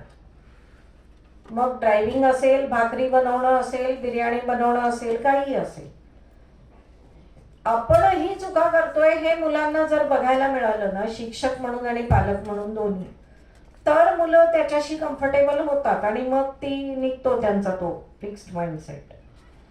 कारण मी माझ्या शाळेतही बघितलंय. मी पुण्यातल्या एका अत्यंत नामांकित शाळेत शिकले आणि 6वी पर्यंत मी अत्यंत ढ व्यक्ती होते आणि 7वीला सडनली एक चांगले शिक्षक भेटले ज्यांच्यामुळे मी गणितामधली टॉपर झाले शाळेची. तर मी शाळा कशी वागते याची दोन्ही टोकं अनुभवली, की तुम्ही ढ असता तेव्हा कशी वागते आणि तुम्ही हुशार असता तेव्हा कशी वागते. तर माझं असं मत आहे की हुशार मुलांची सुद्धा शाळा जेवढं त्यांना डोक्यावर चढवते ना, शाळा, घर, बाहेरचे लोक, ते त्यांनी हुशार मुलांचं पण जास्ती नुकसान होतं. कारण ते स्वतःला शहाणे समजायला लागतात. आणि मग जेव्हा आम्ही COEPत गेलो तेव्हा जगभरातली शहाणी मुलं तिथे आली की मग कळतं की अरे म्हणजे आपण काय तेवढे भारी नव्हतो जेवढे आपण स्वतःला समजत होतो. तर त्यामुळे हे महत्वाचं आहे की आपण हुशार करून कोणालाच डोक्यावर न घेणं. कारण पाहुणे, आता दिवाळीला घरी येणारे पाहुणे, त्यांना काय करायचंय, मला किती मार्क मिळतात, पाहुणे पण मार्क विचारतात जेवताना. हा, हे असतं.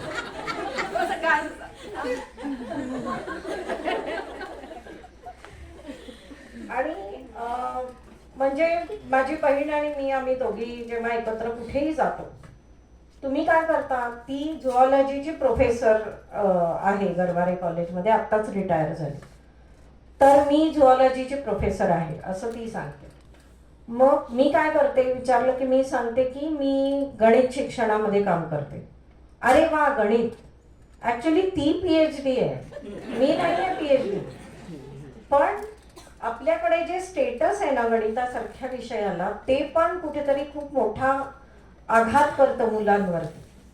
आणि गणित न येणारा माणूस म्हणजे जणू काही जगायलाच लायक नाही असं वातावरण त्या मुलाच्या मनात तयार होऊन जातं. आणि त्याला सांग बोलानाथ सारखी गाणी पण कारणीभूत आहे. जेव्हा त्या मुलाला काही माहित नसतं गणिताबद्दल, तेव्हा आपण ही गाणी शिकवतो.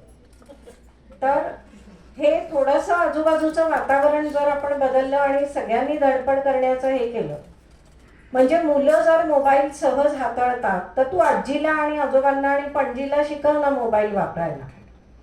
हे जर मुलांनी केलं ना, तर मुलांचा पण कॉन्फिडन्स वाढतो आणि पणजीचा पण कॉन्फिडन्स वाढतो की मला मोबाईल वापरता येईल.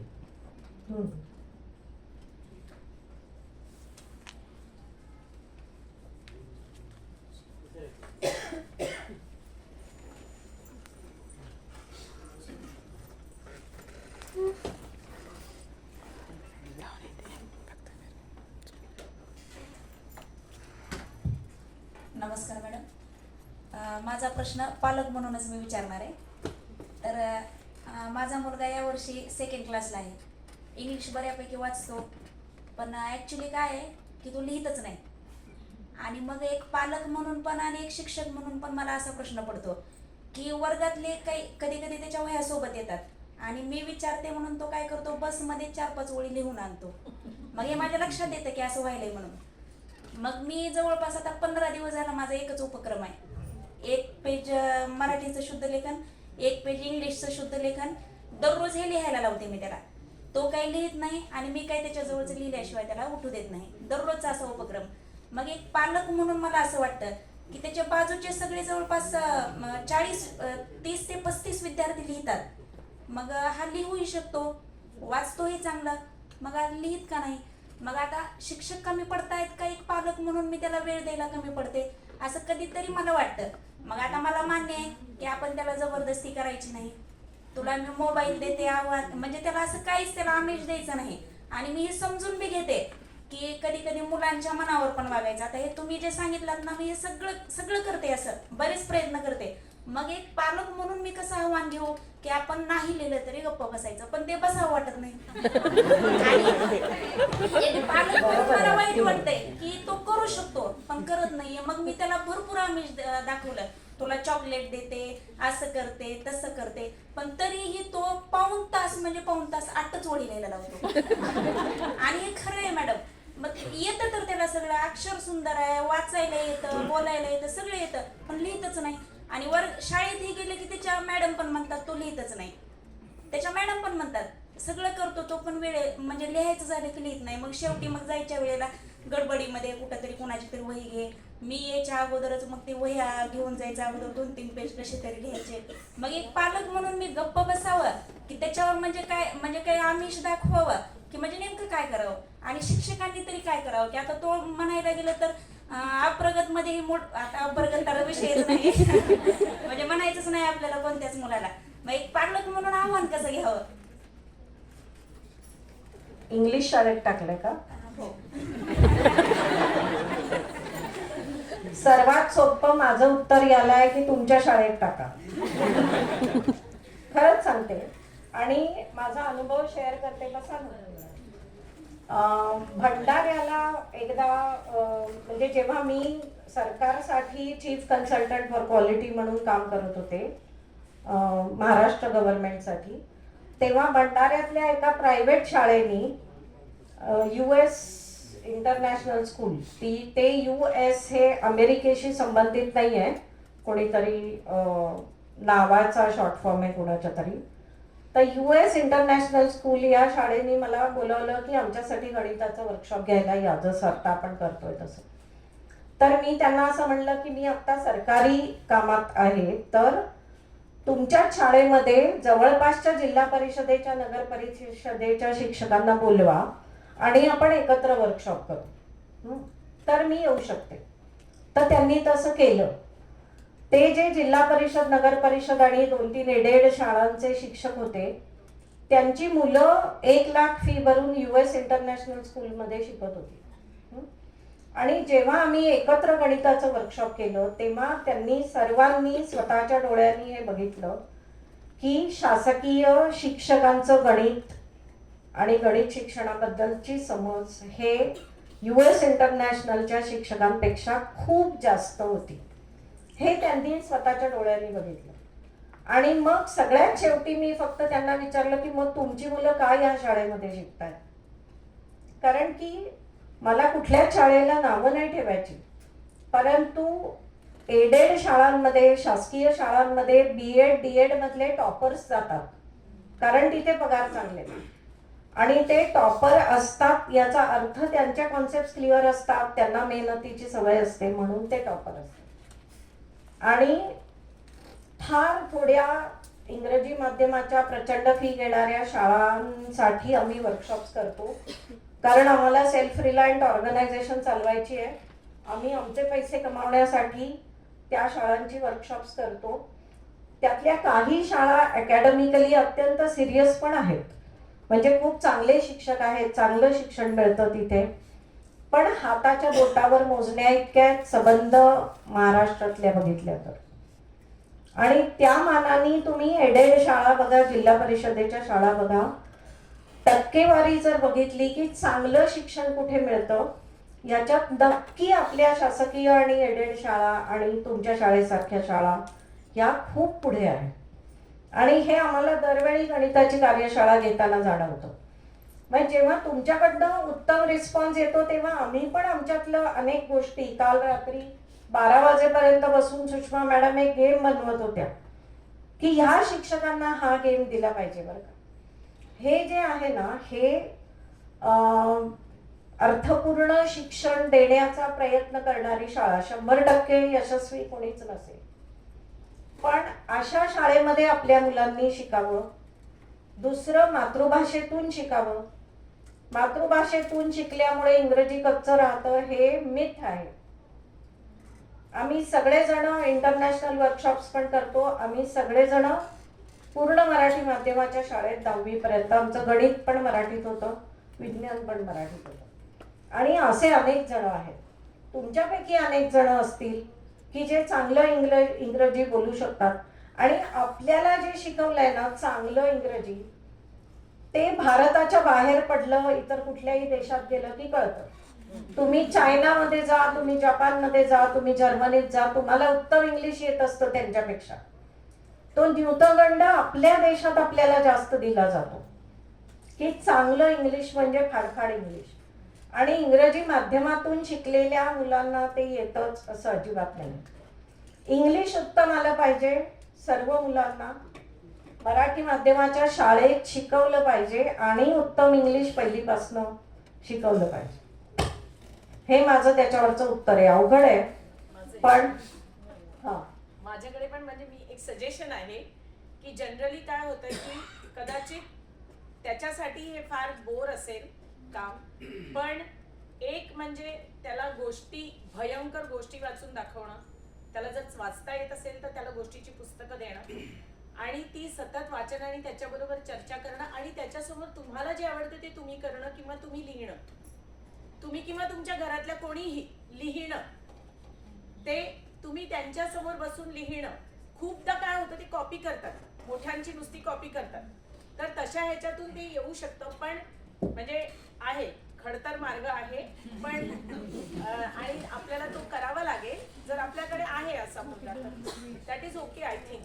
पण खूप गोष्टीची पुस्तकं देणं गरजेचं आहे, बिकॉज जेव्हा वाचणार ना खूप, तेव्हा ना त्याच्या आतून कुठेतरी एक निघतं की मला पण लिहायचं, किंवा तुम्ही कधीतरी जर लिहू शकाल गोष्ट, मी गोष्ट लिहिली, बघूया का आपण वाचूया का, चल आपण वाचूया, ही बघ ही गोष्ट माझ्या मैत्रिणीने लिहिली, किंवा वॉट एव्हर काहीही त्याला जोडून असं काहीतरी, आणि मग त्याच्यातून जेव्हा त्याच्यामध्ये आतून जेव्हा ती निर्माण होईल ना, तेव्हा ते लिखाण आहे. आता जसं गिजूबाई बधेकाचं एक पुस्तक आहे दिव्य स्वप्न म्हणून, निवास स्वप्न, ते एक आहे, आणि सिल्विया एस्टन वॉर्नरचं टीचर म्हणून एक आहे.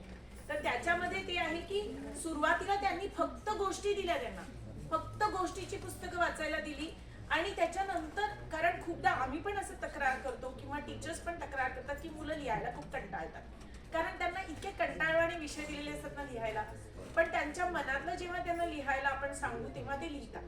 तर तिकडे त्यांचं कसं आहे, त्यांनी किती सुंदर केलं, त्यांनी आधी गोष्टीच दिल्या, गोष्टी देत राहिले, काही लिहित नव्हती मुलं, आणि नंतर कधीतरी मुलांनी सांगितलं आम्हाला पण लिहायचं, मग घ्या ना पेन्सिल हातामध्ये, घ्या आणि लिहा. ती आतून खूप वेळा असं होतं की भूक नसली तरी आपण आता जेवून घे पटकन, 1:30 वाजला मला आवरायचं, तसं नाही असं पाहिजे. भूक लागल्यावर जेवणार आणि नंतर तुमच्या पोटाच्या यंत्रामुळे त्याच वेळेला जेवणार. पण सुरुवातीला जेव्हा लहानपणी एक्सप्लोर करायला एवढ्या गोष्टी आहेत, तेव्हा 1:30 वाजता तिकडे वरण भात भाजी पोळी खायला जाणार, हे होत नाही मुलांकडून. पण आपल्याला किचन आवरायचं असतं म्हणून आपल्याला घाई असते की अरे यार तू जेवून घे ना, म्हणजे मला आवरायला सोपं आहे. पण नाही, कारण काय होतं, भूक लागल्याशिवाय जेवलं ना तर मग मला ही भाजी आवडत नाही, मला हे आवडत नाही, मला ते नको, मला असं नको. पण जर भूक लागली असेल तर जे द्याल पालकाची भाजी सुद्धा खाती लावली, तसं आहे ते. भूक लागली पाहिजे, लिहायची पण भूक लागली पाहिजे, आणि ती जर भूक लागली ती कशी लागेल, जर चांगल्या चांगल्या आणखीन गोष्टी वाचल्या तर लागेल.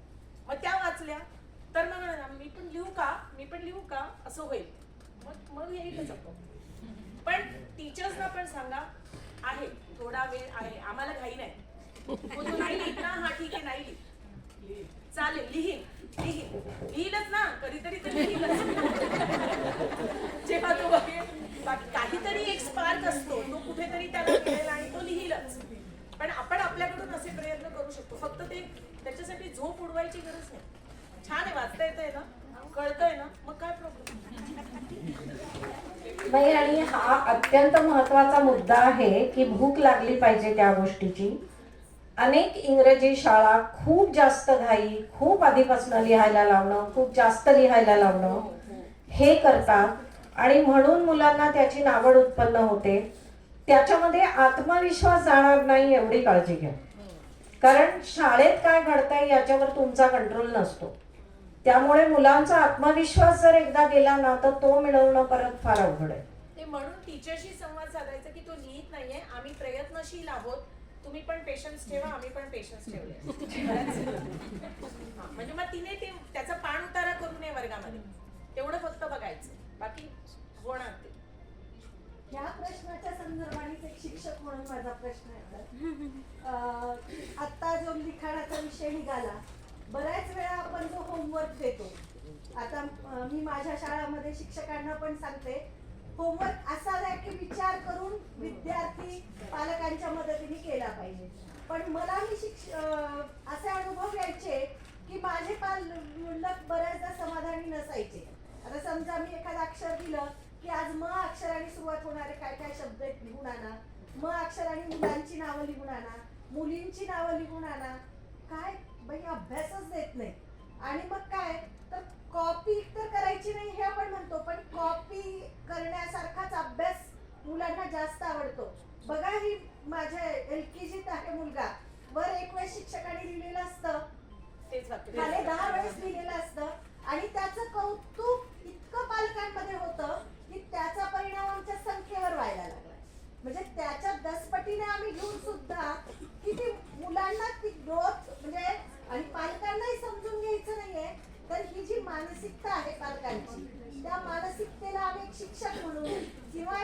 प्राथमिक शाळा म्हणून आम्ही त्या आव्हानाला कसं सामोरं जातो? पालक सभा घ्यायची. नाही, पालक सभा तर घेतोच, पण जो फिक्स माइंडसेट आहे ना, तोच लातूर पॅटर्न मध्ये हे तुम्हाला आता तुम्ही म्हणाला, कौतुक केलं तुम्ही लातूरचं, पण त्यातही काही अंशी, बऱ्याच अंशी हे जे लातूर पॅटर्नचं जे भूत आहे, जो काही पगडा आहे, तो आता त्यांनी सांगितलं. मी त्यांना म्हणेल शिक्षक म्हणून, नाही लिहिला तर उत्तमच आहे, तो वाचतो ना, त्याला समजतंय, तुमचा मुद्दा मला पटलाय. पण नाही, पालकांना असा अभ्यास पाहिजे की 1 तासभर मुलगा खालेमान घालून बसला पाहिजे, तर ते शिक्षक उत्तम. आपण एक पालकांची शाळा काढली पाहिजे. काहीतरी कमीत कमी एखादं सदर तरी सुरू झालं पाहिजे, एखाद्या वर्तमानपत्रात किंवा आता युट्यूबवर. एका आणखी तुम्ही मोठ्या सामाजिक प्रश्नालाच खरं तर हात घातलेला आहे. कारण म्हणजे पालकांना आवडतो कॉपी केलेला गृहपाठ असं जे तुम्ही म्हणताय ना, तर ते कसं आहे की मेजॉरिटी तेच चाललेलं आहे. माझ्या शेजारचा मुलगा 3 अंकी संख्या लिहितो आणि तुम्ही काय आत्ता पहिलीतल्या मुलाला 1 अंकी संख्या शिकवताय. हे जे काय घडतं आहे ना, याच्यासाठी पहिलं म्हणजे पालकांना विश्वासात घेणं की आपण काय पद्धतीने जाणार आहोत, हे विश्वासात घेऊन सांगून त्याच्या पद्धतीने, आणि आपल्याला हे मिळून काम करायचं. सखोल विचार करणं, हे तुम्ही जे प्रयत्न आता इथे करता आहात, तुम्ही ज्याच्याबद्दल बोलताय ते सखोल विचार करण्याचं हे आहे. आणि रोज 1 ते 100 लिहायला लावा, किंवा 2, 1, 21 इंग्रजीमध्ये अक्षरी लिहायला लावा.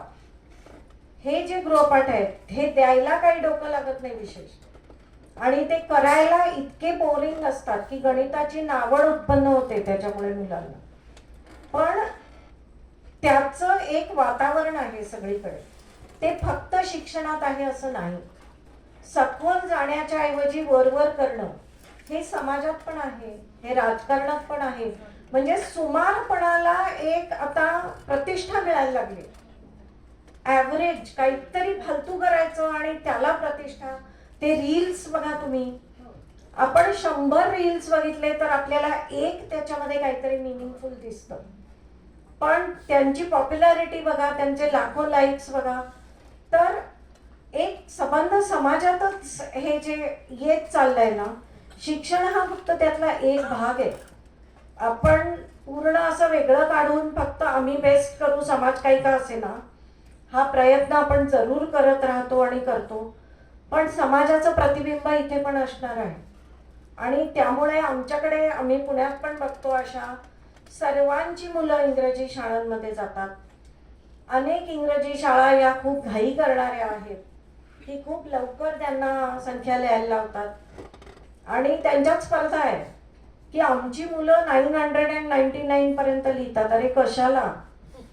संख्येचा जर अर्थ कळला ना तर असं लिहायची गरज नाही आहे. 801 ते 900 काही गरज नाही आहे लिहायची. तर हे वातावरण खूप आहे. आणि मग आमच्या इथेही असं दिसतं, आम्ही नुसतं संध्याकाळी चालायला गेलो की मूल रडत असतं, आई ओरडत असते त्याच्यावरती तो गृहपाठ करून घेण्यासाठी. हे बंगल्यांमधनं ऐकू येतं. इथे आपण मुलांना अभ्यासाची नावड उत्पन्न करतोय, इथे आपण मुलांच्या स्वातंत्र्यावर, त्यांच्या स्वतंत्र विचार करण्यावर, त्यांच्या व्यक्तिमत्वावर आघात करतोय. हे आघात होऊ न देणं, हे किमान आपल्या शाळेतले शिक्षक आणि पालक मिळून आपल्या मुलांसाठी आपण एक वातावरण नक्की करू शकतो. पालकांना हा विश्वास मिळाला पाहिजे की माझं मूल पुढे जाऊन यशस्वी होणार आहे. ती उदाहरणं जर दिसत राहिली तर मला असं वाटतं की पालक विश्वास ठेवतात आणि येतात आपल्या बरोबर. आमचे पुण्याचे एक राईलकर सर म्हणून होते, त्यांना आम्ही भेटायला गेलो होतो कारण त्यांचं गणितामध्ये खूप छान काम होतं. नाही ठीक आहे ना, ऐकू येते ना? तर त्यांना आम्ही भेटायला गेलो तर ते आम्हाला म्हणाले आयांपासून कसं वाचवायचं या मुलांना. त्यामुळे आयांपासून, तर म्हणे वर्गामध्ये, माझ्या पहिलीच्या वर्गामध्ये शिक्षक मुलं झोपत होती दिवसा, म्हणजे शाळेमध्ये येऊन मुलं झोपत होती. आणि आम्ही पेरेंट्सना विचारलं मुलं झोपतायत का, तर म्हणे त्यांना होमवर्क असतो, त्यांचा होमवर्क पूर्ण करायचा. शेवटी राईलकर इतके बिघडले, त्यांनी पहिलीच्या शिक्षकांना बोलवलं आणि विचारलं तुम्ही एवढा गृहपाठ का देताय पहिलीच्या मुलांना? तर ते म्हणे आम्ही गृहपाठ थोडाच देतो, पण ह्या आया काय करतात 8ही तुकड्यांमध्ये जातात आणि सगळ्या तुकड्यांचा गृहपाठ कॉपी करून आपल्या मुलांकडून करून घेतला. म्हणजे मग ते म्हणतात आता ह्या आयांपासून कसं वाचवायचं मुलांना. अगदी बापरे, मला असं वाटतं त्यांना असं वाटतं की ते असं जिनियस, हे असं रगडपट्टी केल्याने जिनियस बनणार आहेत. हे तर अजिबातच. या बाबतीमध्ये एक फार सुंदर गोष्ट आहे की हे कोण आपले नाव येत होतं. तर आईन्स्टाईनना भेटायला एक बाई गेली, मला म्हणाली की मला माझ्या मुलाला तुमच्यासारखं बनवायचं आहे हुशार, तर मी काय करू? तर त्यांनी तिला सांगितलं त्याला खूप गोष्टी सांगा. आणि ते गेले, पार्टीमध्ये भेटले होते. तर ती म्हणे यांनी कदाचित ऐकलं नाही मला काय पाहिजे. म्हणजे परत गेली त्यांच्यासमोर, अहो मी म्हणतेय की मला माझ्या मुलाला तुमच्यासारखं चांगलं फिजिक्स गणित ह्याच्यामध्ये एकदम चांगलं उत्तम करायचंय. तर ते म्हणाले तुम्ही त्याला गोष्टी सांगा, खूप साऱ्या गोष्टी वाचू द्या. बिकॉज काय असतं की गोष्ट जी आहे ह्या गोष्टीतूनच, गोष्ट म्हणजे फॅन्टसी आहे, फॅन्टसी म्हणजे कल्पनेच्या पलीकडचं आहे. आणि तशी कल्पना करण्याची एक झेप असली पाहिजे मनाची. जर आपण फिक्स सायन्स काय तुम्हाला आतापर्यंत लागलेले शोध शिकवतात, तुम्हाला गणितामध्ये जे आतापर्यंत आहे सूत्रपुत्र ते शिकवतात, पण तुमची कल्पना, जर तुमची कल्पना शक्ती वाढवायची असेल, इमॅजिनेशन वाढवायचं असेल तर सायन्स असलं पाहिजे. आज कोणी विचार केला होता आपण इथं बसून तिकडे अमेरिकेमध्ये बसलेल्या आपल्या बहिणीशी व्हिडिओ कॉल करून बोलू शकतो? हे परिकथांमध्ये होत होतं ना, जेव्हा आपण गोष्टींमध्ये होत होतं ह्या गोष्टी. तर खूप साऱ्या गोष्टी, म्हणून साहित्य हा विषय एक आपल्या वर्गात किंवा शाळेत किंवा असा काहीतरी उपक्रम असलाच पाहिजे, असं माझं मत. आता माझ्या वर्गात मी सुरुवातीलाच पालकांना सांगितलंय की प्रत्येक विद्यार्थ्यांकडे 5 पुस्तकं असावीत गोष्टीची, आणि मी स्वतःही 50-60 पुस्तकं माझ्या वर्गात ठेवलेली. Very good, very good. हे खूप महत्वाचं. हो.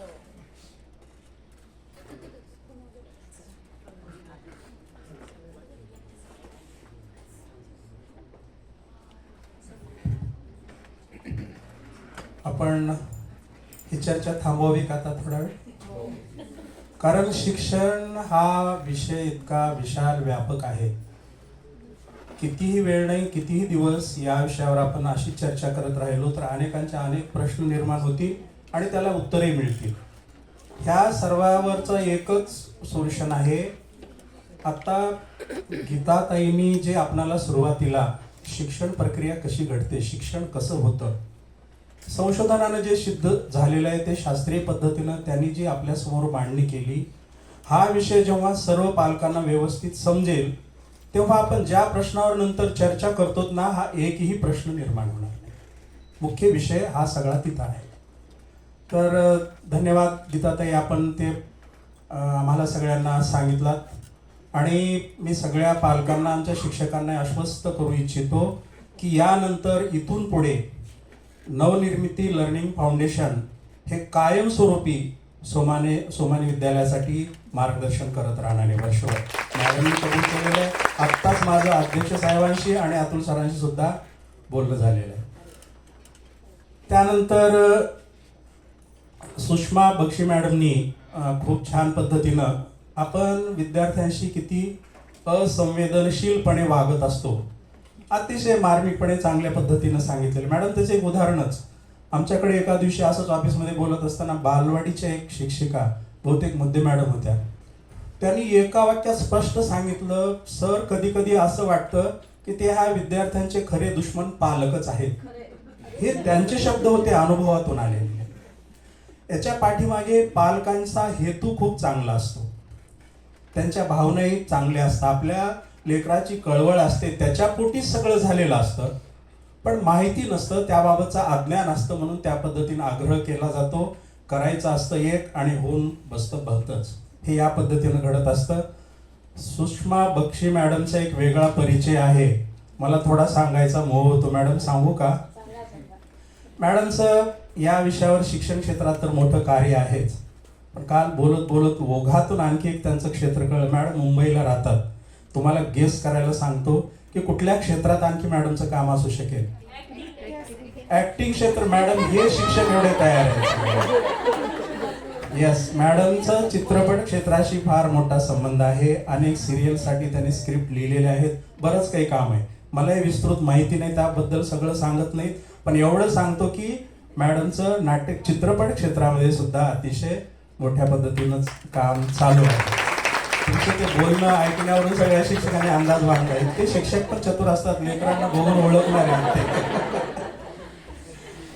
तर अतिशय, आणि असे मॅडमनी आता नवनिर्मिती लर्निंग फाउंडेशन कायमस्वरूपी सोमाणी विद्यालयाची मार्गदर्शक संस्था राहणार आहे. त्यामुळे वर्षभरामध्ये विविध पालक मेळावे घेतले जातील. आज मोठ्या संख्येने पालक असते तर खूप आनंद वाटला असता. तर इथून पुढे हे सगळं होत राहील, मी एवढंच या ठिकाणी सांगतो. आणि इतका वेळ झाला, मला छानपैकी आपणा दोघींकडून इतकं काही ऐकायला शिकायला सगळ्यांना मिळतंय, त्याबद्दल आपले आभार मानतो. यानंतर एक पालक जेवढे काही उपस्थित आहेत पालकांना विनंती की आपण एक फोटो घेऊ, आपण सगळ्या जेवढे पालक उपस्थित आहात त्यांचा एक. कारण जेव्हा आमचं हे वर्कशॉप संपेल त्यावेळी सगळ्यांची गैर राहणार आहे, फोटो फोटो फोटो. त्याच्यासाठी आत्ताच इथं बसलेलो आहोत, एक 5 मिनिट वेळ याच्यासाठी आपण